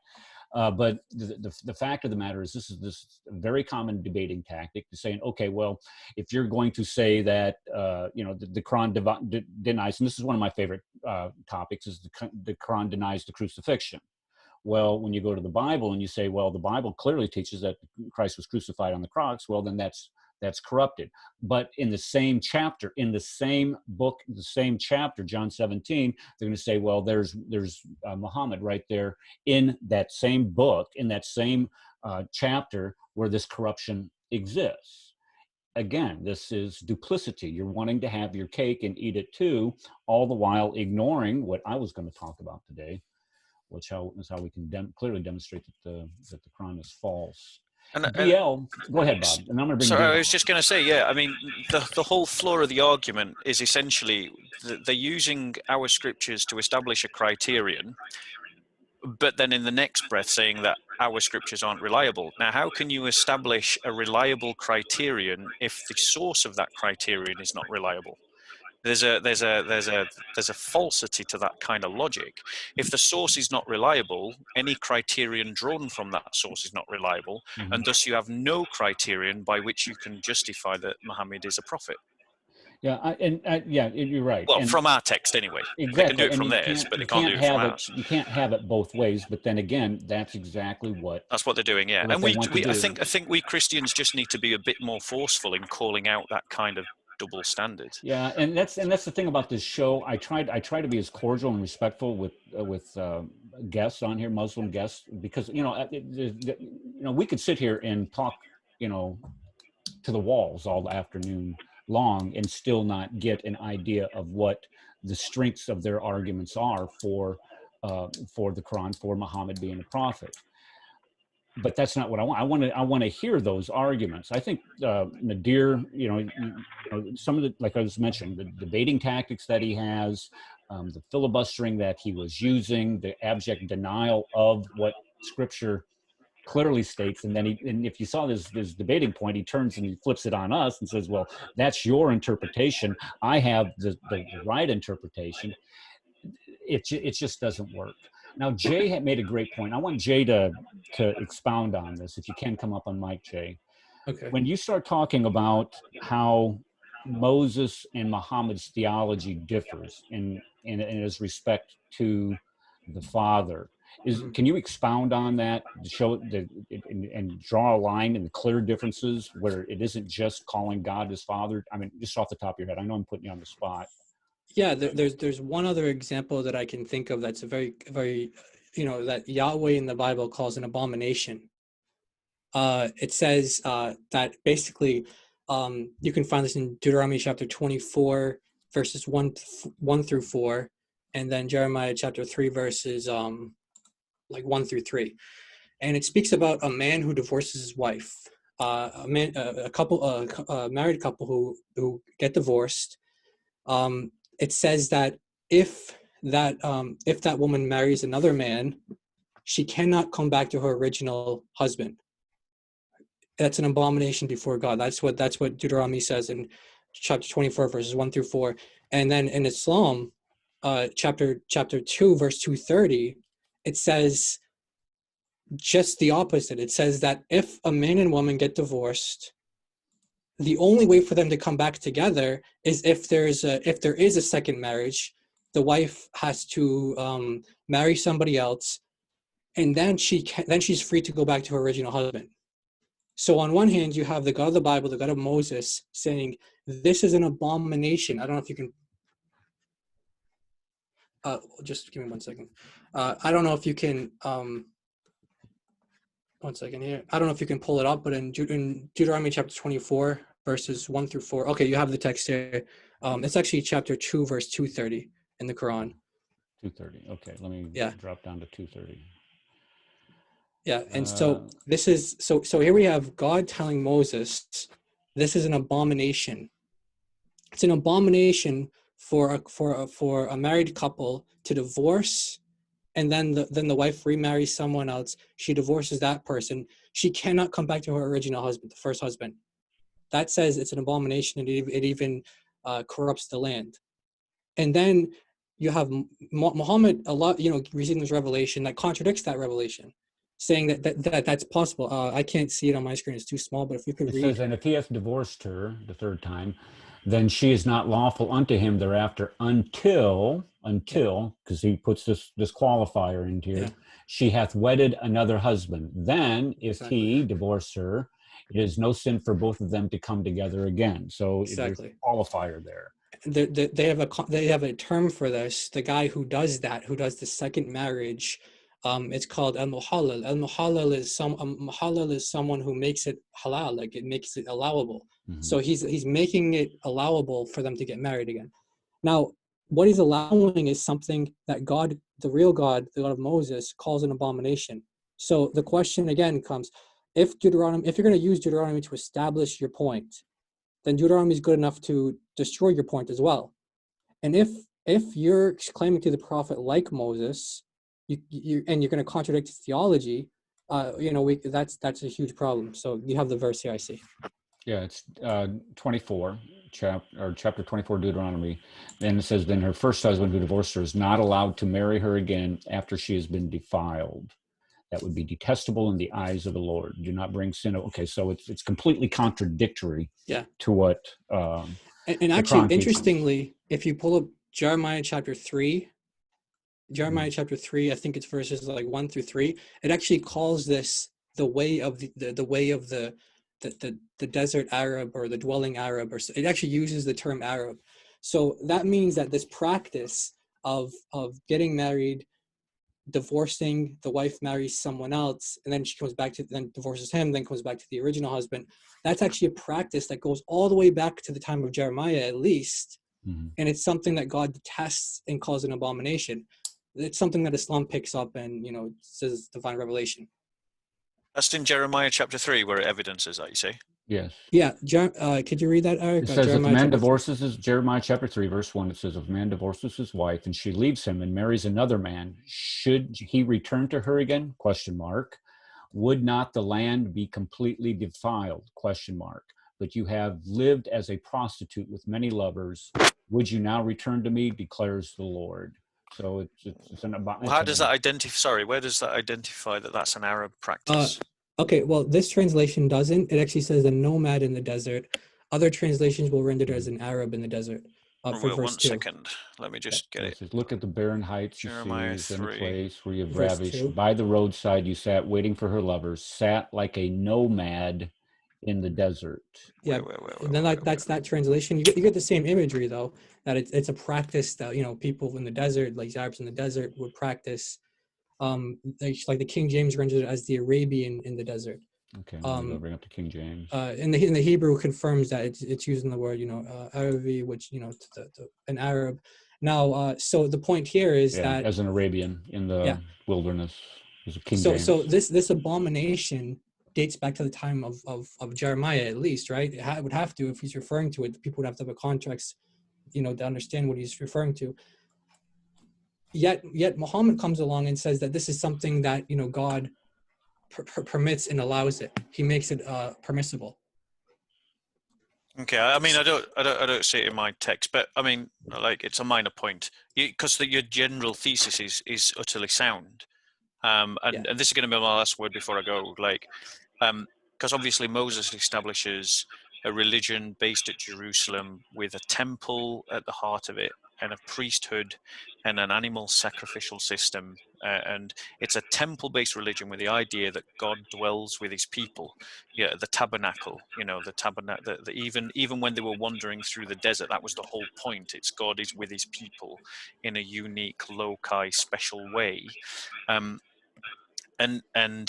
you know, Muhammad's theology completely contradicts that and says God cannot dwell with his people and does not dwell with his people, that he never enters into his creation. So, you know, and they don't have a temple and they don't have animal sacrifice. You know, I had a debate. Priesthood. I had a debate about a year ago with a guy by the name of Radush Shuhabat. And that was that very topic there, where God cannot enter into his creation, was what we debated. And so when you start saying, okay, you know, Moses knew God face to face, this is why Nadir was trying to get so far away from that, saying that it's not a physical sense. And on top of that, you have the very same story in the Quran that deals with God in the burning bush with Moses. So again, it's duplicity. DL had his hand up. I want DL. I've got to go, guys. Shalom. Right, Bob, thank you for coming. Hey, you come next week too, sir. All right. We'll talk again. God bless all. Good night. Peace be with you. Blessed orthodoxy. DL, you've been silent. Yes. And you actually follow the rules by raising your hand. I respect you for that. Way to go. I let it down after the whatchamacallit got off. Nadir. Okay. Yeah. Nah, basically my question was about Deuteronomy, not Deuteronomy, but Jeremiah 8:8. As a matter of fact, I think you might need to have that as a topic of discussion, you know, one of these days. But anyway, that passage is actually contained in a section of Jeremiah known as the Temple Sermons, chapter 7 through 10, which falls in between. Jeremiah started his ministry in 627 BC. So between 627 and 622. And then something happened in the 18th year of Josiah, which was that a copy of the Book of Moses was found in the temple, in which Josiah did all of his reforms. So actually, once you put that whole historical issue, you know, into its proper context, you can blow that whole idea that the Torah is corrupted out of the water. Second of all, as you said, if the Quran is supposed to come and correct the Bible, then we have in Surah 546 Jesus confirming the Torah which came before him, and we know that Jeremiah prophesied 6 centuries before Christ. So if by the time of Jeremiah the Torah had already been corrupted based on Jeremiah 8:8, then Jesus confirmed a corrupted text, correct? Yeah. So it's just contradiction after contradiction. Yeah, that's why I wanted to stop him on that Jeremiah 8:8, because that is an often made objection to the Bible, saying that, I'm sorry, saying that the Bible has been corrupted, and the argument is look, there, your own text tells you that it's been corrupted, when the fact is that it's an out of context interpretation of what it is. So, you know, it's just it's frustrating, and I could hear the frustration today with many of us, and that's the nature of the beast here with the show. And I appreciate all of you and the contributions that you made today.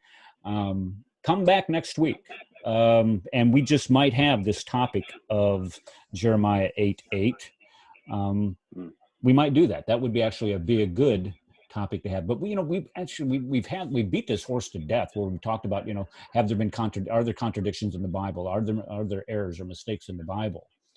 But if we would narrow the focus to that, I don't know. We'll be in touch. We'll be in contact with everybody, and we'll run it from there. Does anybody have anything to say? For Olga's got his hand up. Olga, go ahead.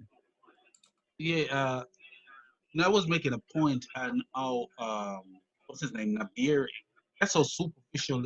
To me, that's what I see with Muslim when it comes to context and theology, how superficial they are. You know, when Bob was making a very good point about sacrificial system that Moses set up, we don't find that sacrificial system of blood atonement in Islam, and that's a very important institution that God did through Moses. And we see where Jesus came with a similar institution, you know, and of him being the sacrifice. So, you know, I just look at all the things that he was applying to Moses and applying to Muhammad, and see how superficial he was, just on the surface level, nothing in depth about his theology, just very, very superficial. Everything is physical and outward appearance. So this is where we're condescended to. Why don't you pray like Jesus did when he fell on his face? Right. In Gethsemane. Yeah, and I get it. Okay, gentlemen, again, thank you for coming this week. We're going to be back here next week, 2 p.m. Central Standard Time, and we'll have a topic. Watch my Facebook channel, the Eric Smith Facebook channel, or you can go to the Crossing. We do have a Facebook page, Cross in the Crescent, where I'll post the show and I'll post the topic for next week. So God bless you all. Thank you for coming, and we'll see you all next week.